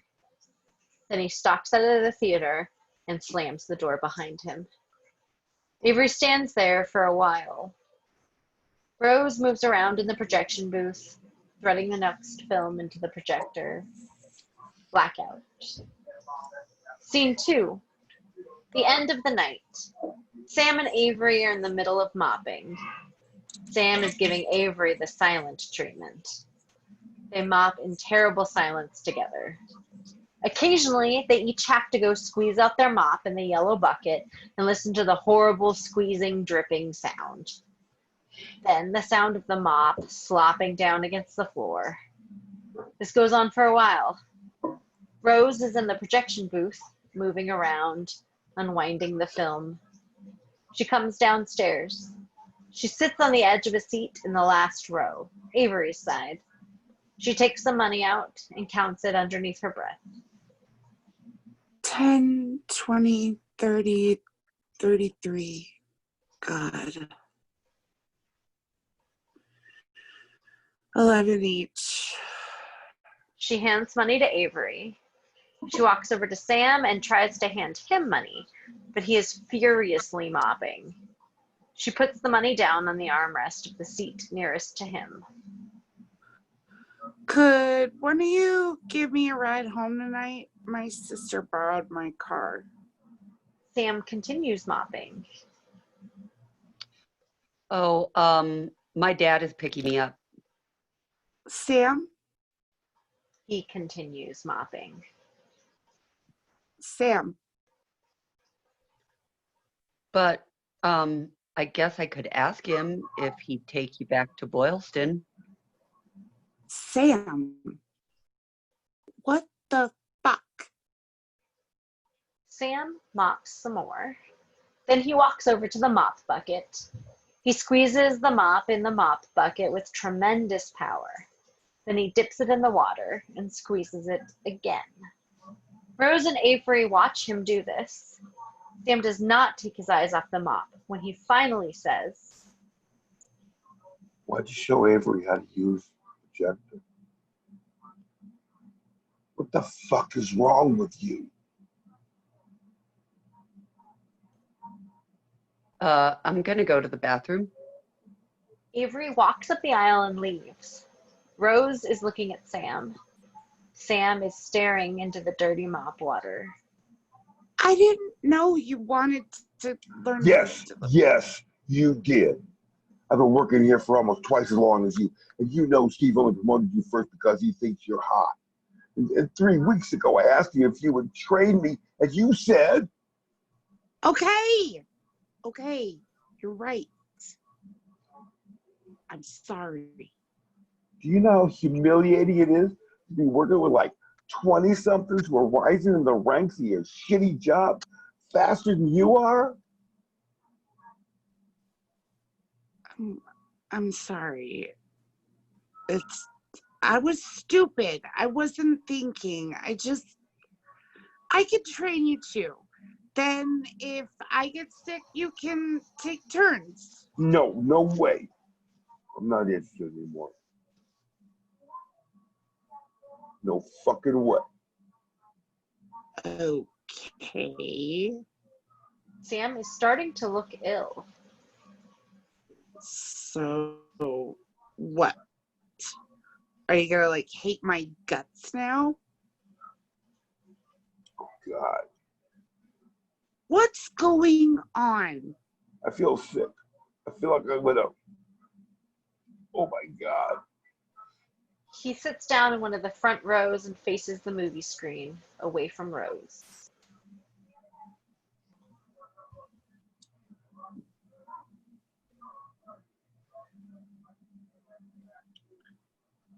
I can't Sam. stand it.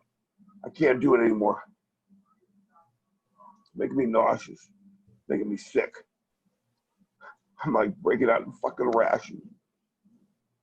I have no idea what you're talking about. You don't?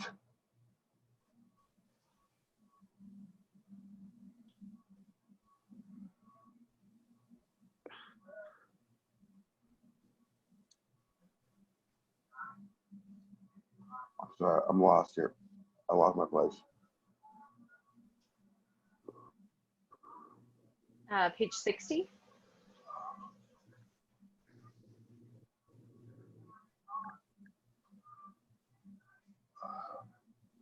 Really? I have one. I fucking love you.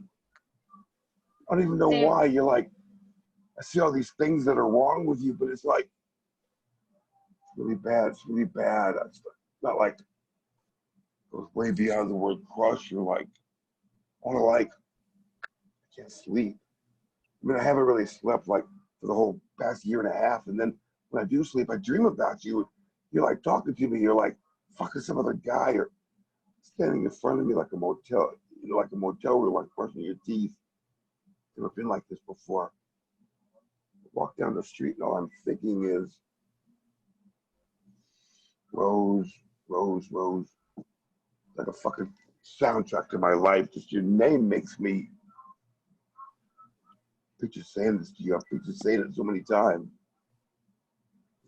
Does not turn around They're both very still.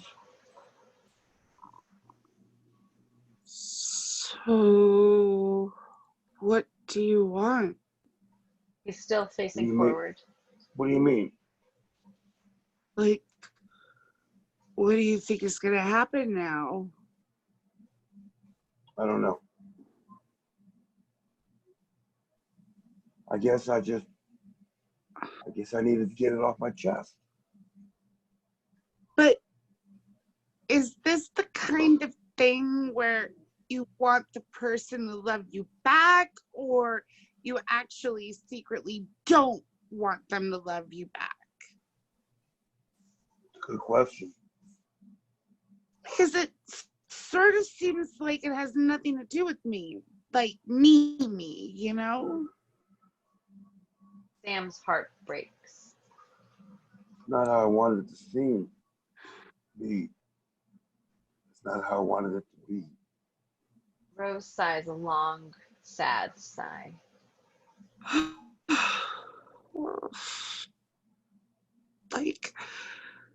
like even right now, it's like you're performing or something. I'm not performing. I'm not performing. So turn around and look at me. Do you like me back? Oh my God.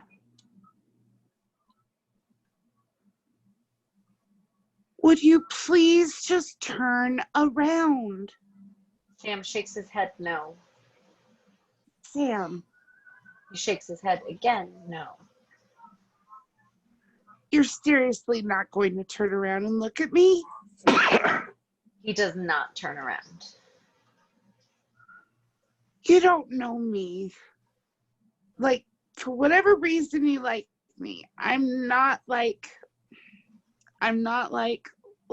that at all. Trust me. Okay? Avery bursts through the door, trying not to dry heave. Rose and Sam stand up. Oh my God. They stare at him. Someone took a shit on the floor in the men's bathroom, and they He is bent over. spread it all over it's all over the walls, and He tries I to just breathe. puked. I just puked on the floor of the bathroom. I feel like I'm gonna. Sam walks up the aisle and takes Avery's arm.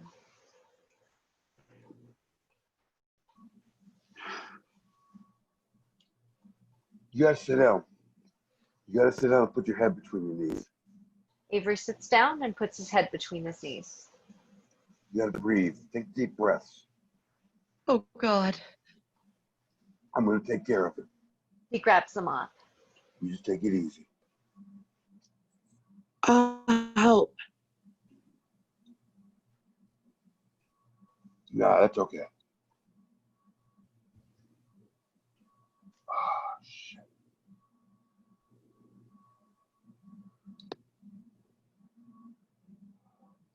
You stay here and you watch him and you get him water.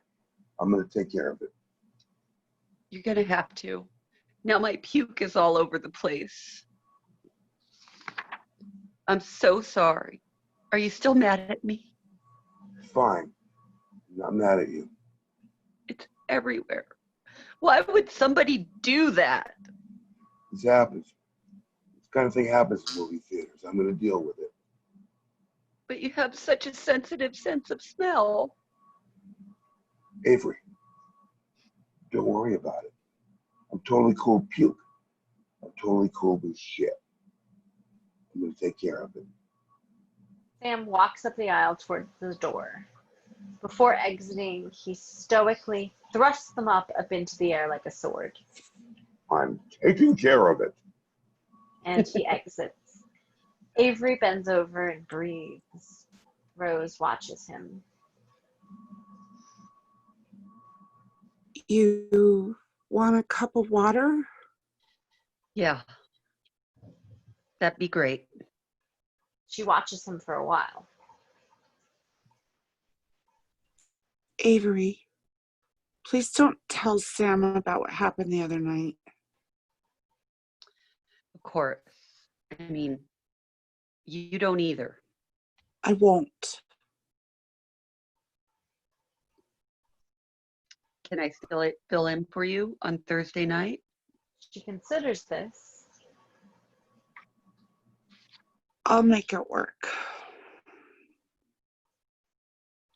Sometimes I worry that there's something really, really wrong with me, but that I'll never know exactly what it is. No, you're fine. Really? Yeah. I'll get you some water. Rose walks out of the theater to get water. Blackout. Scene 3. Sam and Avery, mid-walkthrough. Rose is in the projection booth, moving around. Occasionally, she stops and tries to casually peer out at them. Have you seen this video everyone's putting up on Facebook? The one where the water bottle starts talking back to the woman? No, I'm not on Facebook. Oh. It's funny, I looked for you once and couldn't find you. But then I thought that maybe you were invisible. I mean, if I was on Facebook, we would be Facebook friends. I mean, I would have friended you by now. Sure. What's the objection to Facebook? Actually, never mind. I'm tired of hearing the objections to Facebook. They go back to sweeping. Then I was on it for a while when I was a freshman, but then my mom got on it because I was on it, and she started reconnecting with all her friends from high school, and then she reconnected with her high school boyfriend, and they started writing each other letters, and then she left my dad for him. Wait, seriously? Yeah. She moved to Atlanta a year and a half ago to be with them. To be with her high school sweetheart? Yep. How do you feel about that? I mean, she's like a terrible person. That's how I feel about it. Have you visited her there? Nope. You haven't seen your mother for a year and a half? She came back a year ago to visit when I was like, when a bunch of stuff happened in our family, but I didn't want to talk to her. I didn't even want to look at her. Whoa. they sweep. For some reason, I pictured that you came from a like perfect family. That like everyone in your family is super close and happy, and that you all like wear the same glasses. No, I'm the only one with the glasses. You probably should go visit her at some point. I'm not interested. They sweep for a while. Then Sam takes his iPhone out of his back pocket and fiddles with it. And he looks over at Avery. You want to see this? Avery nods, then walks over to Sam. Sam holds the phone out in front of Avery and presses play. We hear the faint noises of the video, but cannot make out anything concrete. Okay, just keep watching. It gets funny in like 15 seconds. 15 seconds pass. A grin spreads across Avery's face. Sam starts to giggle. Right? Avery nods and grins and maybe silently shakes with a little laughter. The video continues. They watch for a few more seconds, and then Sam heaves a satisfied sigh, takes the phone, and puts it back in his pocket. They head to their separate sides of the aisle. Rose knocks on the window of the projection booth. Avery looks up. Sam does not. Rose waves. Avery waves back and goes back to sweeping. Rose looks at Sam. She knocks on the window again. Sam does not look up. Blackout. Scene 4. Sam and Avery sit with their brooms on either side of the aisle. Avery has a neatly folded letter in his hand that he is about to read out loud. Okay, ready? Actually, wait. What? If I listen to this, you have to do Ezekiel 25:17 for me once it's over. Ugh, fine. Great, I'm ready.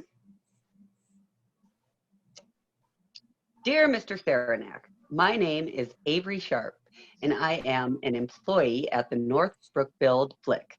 I recently learned of your plans to buy the Flick and turn it into the North Brookfield venue. I commend you on your keen business sense and your entrepreneurial. I'm still trying to figure out the right word to use. Entrepreneurial. Embarkings? Entrepreneurial embarkings? That doesn't make sense. Spirit. I commend you on your keen business sense and your entrepreneurial spirit. I like that. I don't know.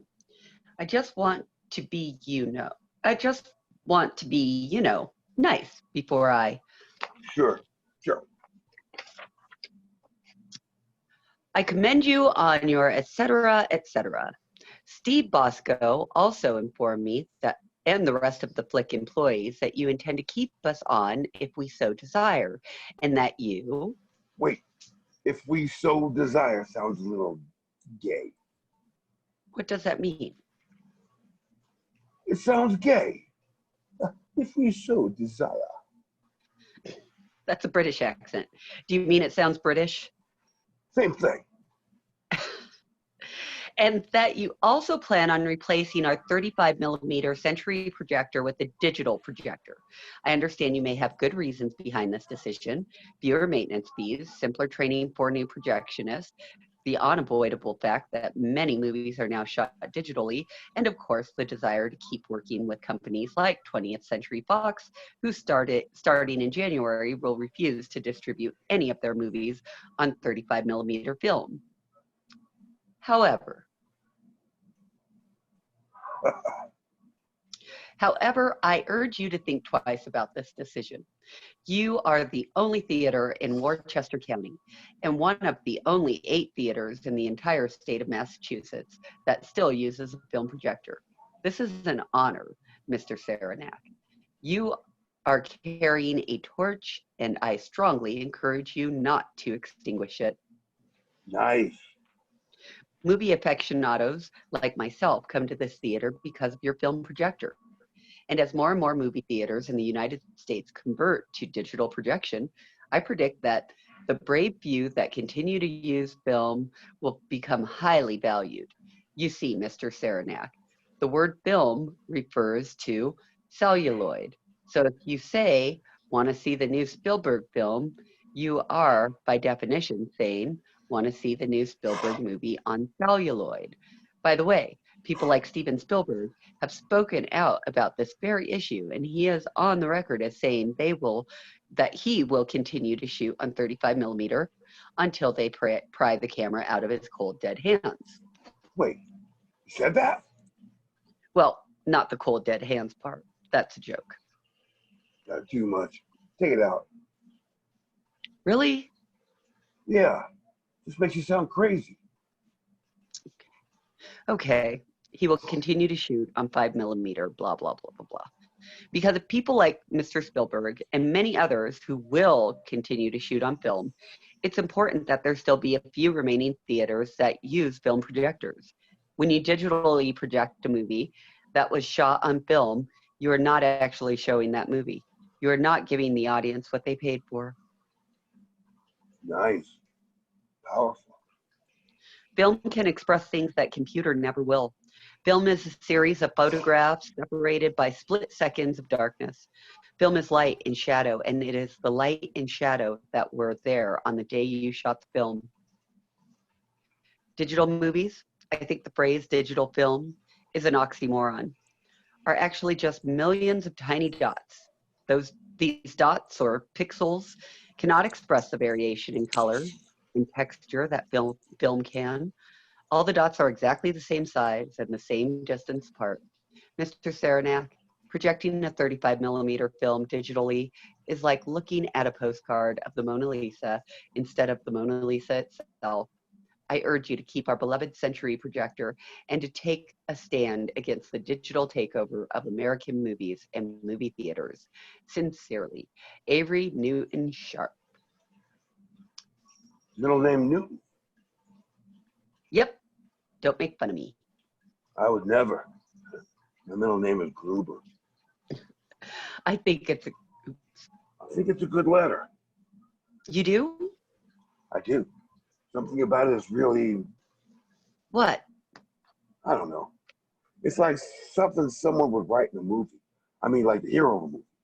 He'd like bring it to Washington and go like running down the corridor of the courthouse and like stop to kiss the love of his life. And she'd like say like, you know, go for it. And then he'd run into the courtroom and read this letter in front of the judge. And what would the judge say? You know, on this day of all of the days we have learned, I am humbled to admit that even in my old age, I can, you know, this young man has taught us the true meaning of Christmas. Okay. Cool. Did I convince you? Huh. Good question. You know, I guess I don't really care either way. Blackout. Scene 5. The lights in the theater are completely different. It's as if all the bulbs have changed their wattage or gone fluorescent or switched locations. Sam and Rose are sitting on different sides of the aisle. They're both wearing new uniforms, a yellow polo shirt instead of a maroon one or vice versa. Now the words "the venue" are stitched on their pockets. Rose and Sam are waiting for something. After a silence, You said I couldn't wear my Red Sox cap anymore. Seriously? Uh-huh. And I was like, Paul, we live in Massachusetts. It isn't like a controversial hat. And You can go for it. So how are you? I'm okay. My roommate left this like long passive aggressive note on my bedroom door this morning. It was like 7 Post-its long. And she has this really annoying handwriting. Anyway, whatever. How are you? I have no idea how you're like, I'm okay. what's new? Not much. Went on a date last night. Oh yeah? With like, was it a first date? The first date. Was it an internet date? It was an internet date. And I liked her. She was actually pretty cool. Tyler, with an I. huh. What does she do? Well, at the moment, she's a barista. Okay. But she's also sort of a part-time, low-flying trapeze artist. Oh wow. So she must have like a really great body. If she's like a trapeze artist. Why'd you have to be so crude? What do you Like you're always like, you know, talking about, you know, oh yeah, he had a huge cock, or like, yeah, she like, wow, she must have a really nice pussy or something. I have never said anything about anyone having a nice pussy in front of you. You know what I mean. You must be thinking about Tyler and her nice pussy because I never said anything about that. I've been on one date with Tyler. I have never even kissed Tyler. Whatever. Look, you made it clear you're not interested. So I don't understand why we can't have like a little, you know, pity on me. And I like, You shouldn't look at me. You wouldn't look at me. what does that have to? Why? That is like completely. You didn't even give me a chance to. You said that I didn't know you, and that you were nothing like the person I thought you were. So that's true. So That's a fact. But like, Does it mean you have to run out and start like internet dating and like forget all about me? Like, oh yeah, you must be really in love with someone if you like could do that. So, what do you want to go out on a date or something? Ow. So what are you saying? I'm just saying that I was right. That it was like a big performance. That's all. Can't believe this. I can't believe this. It doesn't make any sense. You want me to like? Just like get to know me. I can't get to know you if you keep acting like a. What? Say it. Say it. Never mind. You think I'm like a total bitch, right? You like totally hate me now. So just say it. Avery walks in, also in a new uniform. He looks deeply shaken. They fall silent. Hey, How'd it go? well, Told me I couldn't wear my Red Sox cap anymore. oh, that sucks.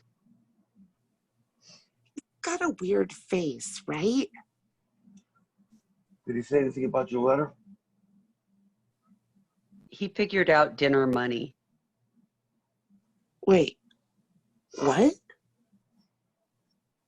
He figured it out. He looked at the books and looked at the receipts, and like apparently there was way too much money in the register from like last month, and that's like a sign that people were stealing. And then he found the shoebox with the stubs underneath. Fuck. Wait, why was he looking at the books from last month? What does he care? He has like a whole new system and a credit card machine. We're not going to steal from him.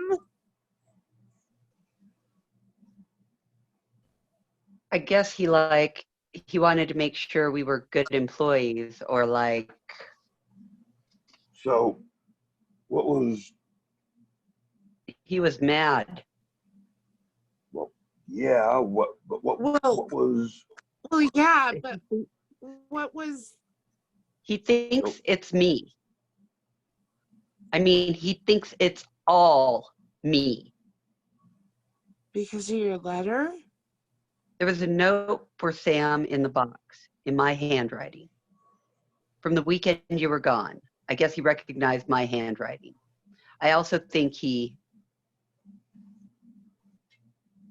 So what did you... I mean, I didn't rat you guys out. Rose and Sam both try not to show that they're relieved. Well, okay. So we just need to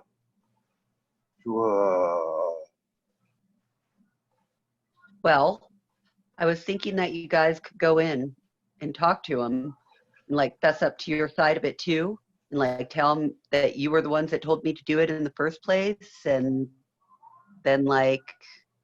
Wait. What? And then maybe he won't like... Wait. Hold on. Let's all like stop and take a deep breath. Why should we tell him we were the ones who told you to do it in the first place? Which, by the way, is kind of what's it called? Revised way of looking at it. If I recall correctly, you were pretty happy to take $15 from us every night. Because if we say that all of us were doing it, and it was like an employee tradition, like you said, and that everyone did it, maybe he'll understand and like not fire me. He'll fire all of us. I mean, or he'll like let it go. Oh. Okay. That's really intense. It's really intense thing to ask us to do. I didn't tell on you. Yeah, well, that would have been like evil. Sam, Uh-huh. do you have anything to say about this?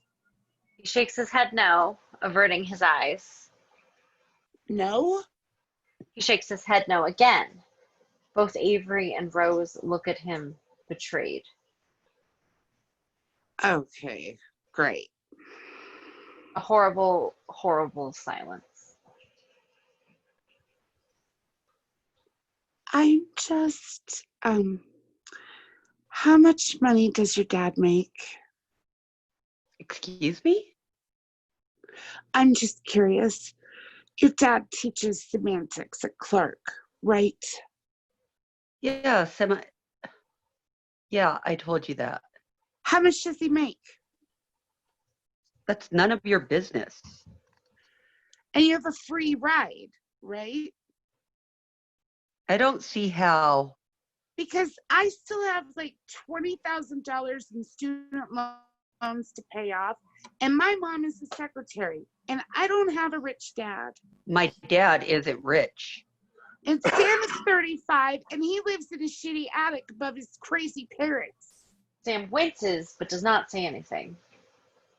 And this is this isn't like a job we have while we go to college. This is what we like feed ourselves with. So I just think that Wow. Okay. I just think that you should think about that. It's just a like really, really intense thing to do, to ask someone who's super in debt and someone who didn't even go to college Okay, Rose. to like give up their jobs to like defend you. It just makes me feel like you don't really get it. Avery just stands there. And I mean, I'm really sorry that Paul is blaming you. That's really fucked up. Avery takes off his glasses, polishes them on his shirt, and puts them back on again. He puts his hands on his hips. He seems to be waiting for something. Finally, What did he say about the projector? He's getting rid of it. He's going digital. So maybe he wouldn't have wanted to stay. I mean, maybe you would have wanted to quit anyway. I remember you saying that. Avery looks at Sam for a long time, then nods. Then he slowly walks up the aisle towards the door. Then he stops. Hey, Sam, Sam looks at him. you want me to do Ezekiel 25:17? Oh, Can't make changes to your You want me to do Ezekiel 25:17 for Rose? maybe. I'm not sure if now is the right time to. Ezekiel 25:17. The path of the righteous man is beset on all sides by the inequities of the selfish and the tyranny of the evil man. Blessed is he who, in the name of charity and goodwill, shepherds the weak through the valley of the darkness. For he is truly his brother's keeper and the finder of lost children. And I will strike down with great vengeance and furious anger those who attempt to poison and destroy my brothers. And you will know I am the Lord when I lay my vengeance upon you. Avery speaks thoughtfully, sadly. I've been saying that shit for years. And if you ever heard it, it meant your ass. I never really questioned what it meant. I thought it was just some cold-blooded shit to say to a motherfucker before you popped a cap in his ass. But I saw some shit this morning that made me think twice. Now I'm thinking, It could mean you're the evil man and I'm the righteous man. And Mr. 9mm here, he's the shepherd protecting my righteous ass in the valley of darkness. Or it could be you're the righteous man and I'm the shepherd and it's the world that's evil and selfish. I'd like that. But that shit ain't truth. The truth is you're weak. You're the weak and I'm the tyranny of evil men. But I'm trying, Ringo. I'm trying real hard to be the shepherd. He's looking at Sam. Sam looks like he might cry after a silence. That was awesome. Avery leaves. Blackout. Scene 6. The theater is dark and empty. The film projector is on. We hear it whirring. It flashes green, then white, then it goes off. We see Rose and Sam enter the projection booth and turn on the lights. They're wearing their new uniforms. They're talking and moving around in the little lit-up window. They seem to be getting along. Maybe at one point, Rose laughs and hits Sam on the arm. The theater is still dark. Then we watch Sam and Rose slowly and methodically disassemble the film projector. They remove the reels and then, piece by piece, they remove the film projector from the window and put it on the floor of the projection booth. This might take a little while. Then we watch them install the new digital projector. It doesn't take very long. They turn it on for a second to try it out. It emits a glowing square of white light.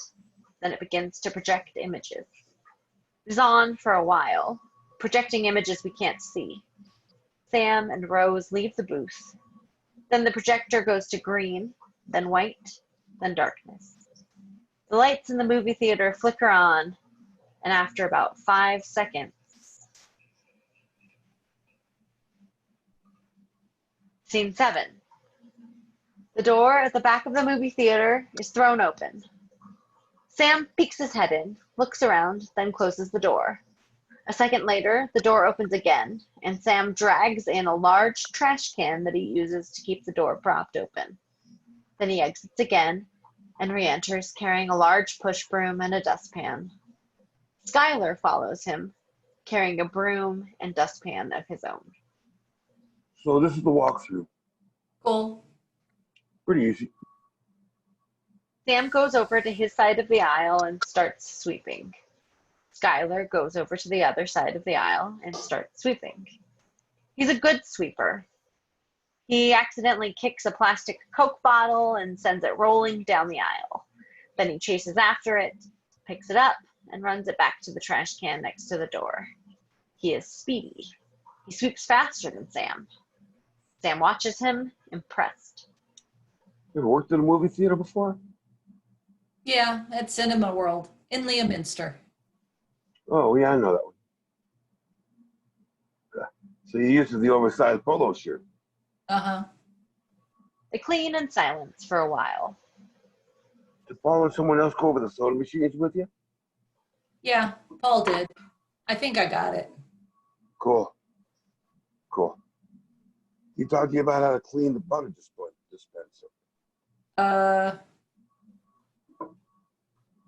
I do Windex, and then I use the almond hand soap in the bathroom. Oh, okay. At my old job, we just Windexed and then rinsed it off. Yeah. I would try the almond hand soap, too. Okay, cool. What else? They keep cleaning. What else? For some reason, people don't see the garbage can underneath the island. The Butter and Straws Island. It's like constructed badly. It didn't used to. Anyway, people think there's no garbage, so they just leave like all the straw wrappers and stuff on the island. So I try to, swing by there a few times before the movie starts and like brush all the wrappers and like popcorn kernels or whatever into the trash. Okay. There used to be 3 of us working at a time, including the projections, but now there's just 2. One of us goes up and presses play when it's time for the movie to start. Pretty easy. Cool.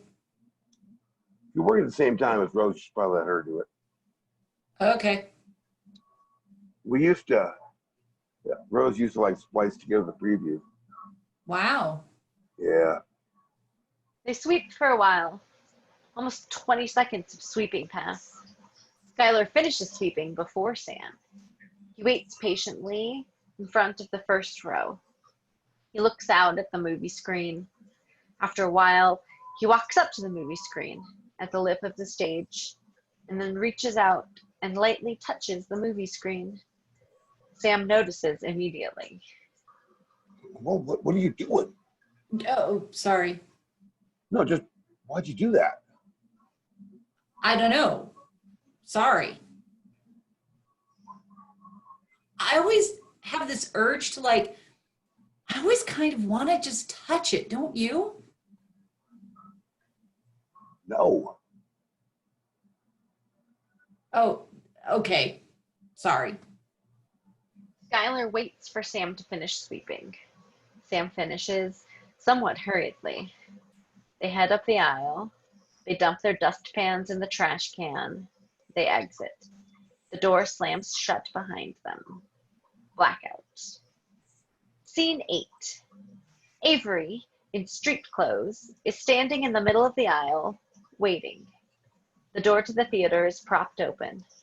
Sam, also in street clothes, is up in the projection booth moving around. Are you sure he's not here? Sam doesn't hear him. He leaves the booth, and a few seconds later, he comes down into the hallway with a strange-looking piece of metal equipment. He heaves it onto the floor. Are you sure he isn't gonna like come in all of a sudden? Yeah, he's away for the weekend. Trust me. Sam disappears again. A few seconds later, we see him in the booth, moving around. He leaves and then comes down with another piece of equipment. He puts it down in the hallway next to the first piece. He's not gonna notice it's gone? He tried to sell it on eBay and nobody wanted it. So he told me to donate it in scrap metal. I've been saving it for you. Sam disappears again. Avery waits. He looks at the movie screen for a little while. Then Avery walks into the hallway, picks up the first piece of equipment, and leaves. A few seconds later, Sam comes down again with another piece of equipment. It's becoming clear that he is bringing down pieces of the disassembled film projector. He looks around for Avery, confused. A few seconds later, Avery returns. Where'd you go? My dad is waiting out front in his car. Oh, okay. Sam disappears again. Avery picks up two pieces and disappears again. Sam comes down again with the last piece of the projector. A few seconds later, Avery returns, wiping his hands on his pants. This is it. Okay, cool. They stand there for a second. Oh, wait. Sam runs back up to the projection booth. We see him grab two octagonal tins. He comes back down with them. Some of Steve's old reels. He took most of the good ones, but there's a couple left. Oh, okay. Sam puts each one down on the floor, reading its label out loud while he does this. Crouching Tiger, Hidden Dragon, Rugrats in Paris. He runs back up to the booth, then comes back down with two more tins, heaving them down onto the ground. Star Trek Insurrection, and Honey, I Shrunk the Kids. It's actually a pretty good find. You want them? We're just going to throw these two out. Yeah, sure. Hold on. He picks up two of them, leaves the theater, and then returns 30 seconds later. He picks up the last two containers and holds them, one in each hand. They are heavy. So what are you going to do with the projector? I don't know. Start some kind of underground basement cinema movement. I'm sort of curious. Oh, okay. Cool. Maybe when I go back to Clark in the fall, I'll form a 35mm film society. I don't know. Own my own theater someday. Awesome. Look, Another pause. Maybe I'm sorry. Avery has to put down a tin because it's too heavy. I'm sorry, Avery. No, I mean, whatever. It was good for me.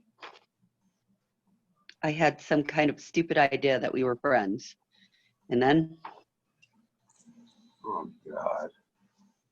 let me finish. And then it became like very clear that look, everything that's like ever happened to me has disappointed me. This world keeps so clearly I'm like putting too much faith in stuff. I mean, I think the truth is that you just can't trust anybody. Not true. No, I don't mean that in a bad way. Not like everyone is untrustworthy or something. Just like, don't expect anything. Don't expect things to turn out well in the end. I don't know if I agree with that worldview. Look, realizing that has helped me. It's actually made me feel okay for the first time in a while. I like let go of. I'm not saying I won't. I'm not saying I want to be friends with you or anything. I don't. And, we were never really friends in the first place. I let Rose show me how to use the projector, every man for himself, Jesus, Avery. I think that's the way it goes. And the truth is, one day I'll come back to visit Massachusetts and you'll still be here sweeping up popcorn, working for some bigot from Nashua. And I'll be living in Paris or something. So, thanks for thinking of me and for saving the projector and the film. Avery bends down and picks up the last tin. Do you remember the end of the movie Manhattan? Woody Allen realizes he's still in love with Meryl Hemingway, and he runs down the street and finds her in her doorway, and she's getting ready to go to London, and she's brushing her hair, and he's like, stay here with me or whatever, and she's like, no, I'm leaving, and he's like, but what's gonna happen? And she's like, you've got to have a little faith in people, and the music swells up. Oh, yeah. This is like the opposite of that ending. Avery turns to go and starts walking up the aisle towards the door. Look, Avery, just before you go, I know my life might seem kind of depressing to you. And, in a lot of ways it is, but there's some good stuff in it. Maybe I never should have told you about it, but there's some really good stuff in my life. Sometimes the people you fall in love with fall in love with you back. Sometimes they don't. Sometimes they do. And it's awesome. And I feel like once that happens to you. Okay. Thanks for the advice, Sam. Avery walks towards the door. As he walks out, Macaulay Culkin to Michael Caine. Avery stops and shakes his head no. Macaulay Culkin to Michael Caine. See you, Sam. Avery walks out the door. It closes behind him. Sam stands in the aisle of the movie theater, his hands stuffed into the pockets of his pants.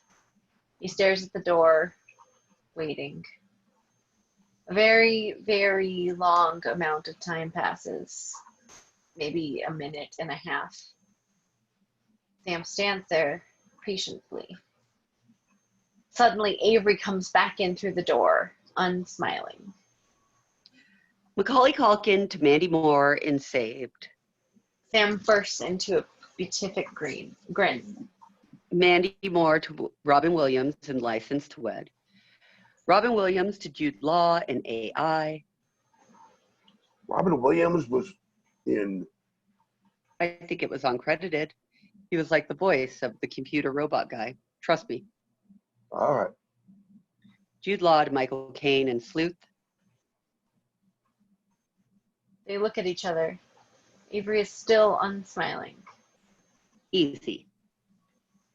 And with that, Avery leaves. Sam sits down in one of the seats, smiling to himself. One of the orchestral themes from Jules and Jim's Vacances by Jorge Del Rue starts playing, underscoring Sam's movements. Sam puts up his feet on the seat in front of him and looks up at the ceiling of the movie theater for a while. Then he gets up, still smiling, and walks up the aisle. Right before he exits, he flicks off the lights. The theater is plunged into darkness. The sound of the door closing. The music swells. Blackout. End of play.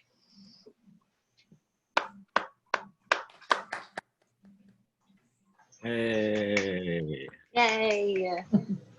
great Well job. done, thespians. Yeah, great job, Yes. everybody. Well done. All right. That was fantastic.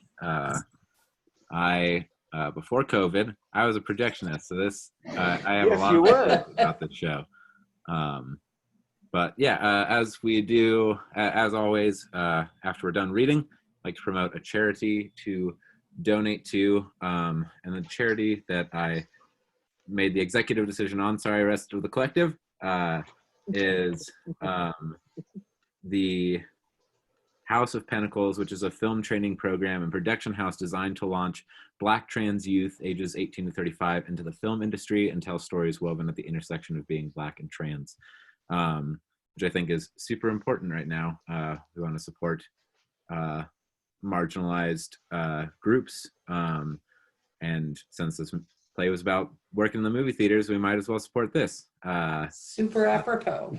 Yeah, Oh. I think it fits wonderfully. So I posted a link to it in the chat, www.alliedmedia.org/house -of-pentacles. So please go there, donate. And I found this, actually, this is just sort of another little plug. I found this on transgendermediaportal.org, which just has a lot of different ways to support trans artists, film, art, festivals. They've got links to people who've made films, and they're like GoFundMes or their specific pages. There's some Patreon pages, as well as some other, like House of Pentacles being on Allied Media projects, just kind of aggregate places to look at. So if, film's not your foremost love of art, you can still go to this portal and support your other forms of art that you think is better than film, because you're Rose and you're tired of watching films. On top of that, please come to our discussion on Monday at 7. The discussion starts at 7:30, but we get together at 7 on Zoom to sort of catch up with each other, see how everybody's doing. And then at 7:30, Andy asks terrific, wonderful questions about themes or just plot, or so many different aspects of it. When I read things, I just take them as they are. Andy has a bigger brain than me and is able to think more than I am. So please come. I have a bigger head than you. I don't know about a bigger brain. But yeah, that's pretty much it. That's all I really have to say. If anybody else has anything to say, I'm going to be busy on a film website for their mid-year film sale because I like movies, and this just makes me want to watch more movies. So if anybody has anything else that they want to say, go for it, and just let me know when you're done. Yeah, they're right. There has not been a great movie done in the last 10 years. Whoa. Whoa. Oh, boy. Name a great American. I'm following this. I'm trying to, and they're mentioning all these, like, either good movies or mediocre movies. Name a great American film in the last 10 years. I think that my personal choices would be shot down, but I think that one cool thing about film is that we all humans realized it was an art form, and to classify something as great is really rough because it's every movie is somebody's favorite, every piece of art, every theater is somebody's favorite thing. And because it's somebody's favorite thing, it's great to that person, and thus we're just pretentious if we say, no, it's actually not great, because it really speaks to them. So I think we've learned that in the past 10 years. And as somebody who projects 35 millimeter film, there's a lot of people that think it's the superior format for film. It's just like the argument of MP3 to vinyl.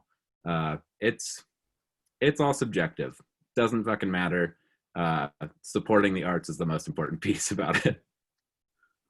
There's something about analog. Yeah. That was a really eloquent non-answer, though. That was Yeah, really. beautiful That was and political. I rest my case, Doron. Thank you so much, Doron, for hosting that and for bringing this play to us. And thank you, everyone, so much for joining. Yes. Yeah. Always, always. Yeah. Yeah. Yeah, please come to the discussion. Tell your friends. There's a link to the PDF. Send them the PDF. Get them to come to the discussion. It's really fun. And also, if you're free tomorrow and you want to watch somebody else read the part that you just read and sit there with a judging eye because you're like, I did it better. Do that. Or be supportive of them and be like, they're doing great. Whatever works for you. I always say that I'm going to stop talking, and I never do. So I'm sorry. No. Other people should speak. Pretty sure you said everything we need to say. So thank you, Doron. I'm gonna have to Well- think about film in the last 10 years, and I'll be bringing that on Monday, yo. Good. Bring it to the That's their discussion. list. There you go. It's on my list. I'm still waiting. Yeah, I'll figure it's gonna it take out, some Bob. time. I I need at will. least Yeah, I'm 4 days still to waiting. think about that one. Yeah. Hey, anyway, thanks I know again. there's a few. Yeah. Hey, Go ahead, Bob. Sorry. no, I just want to say thanks, everybody. Yeah. Doing this is it's a hoot. I really enjoy doing this.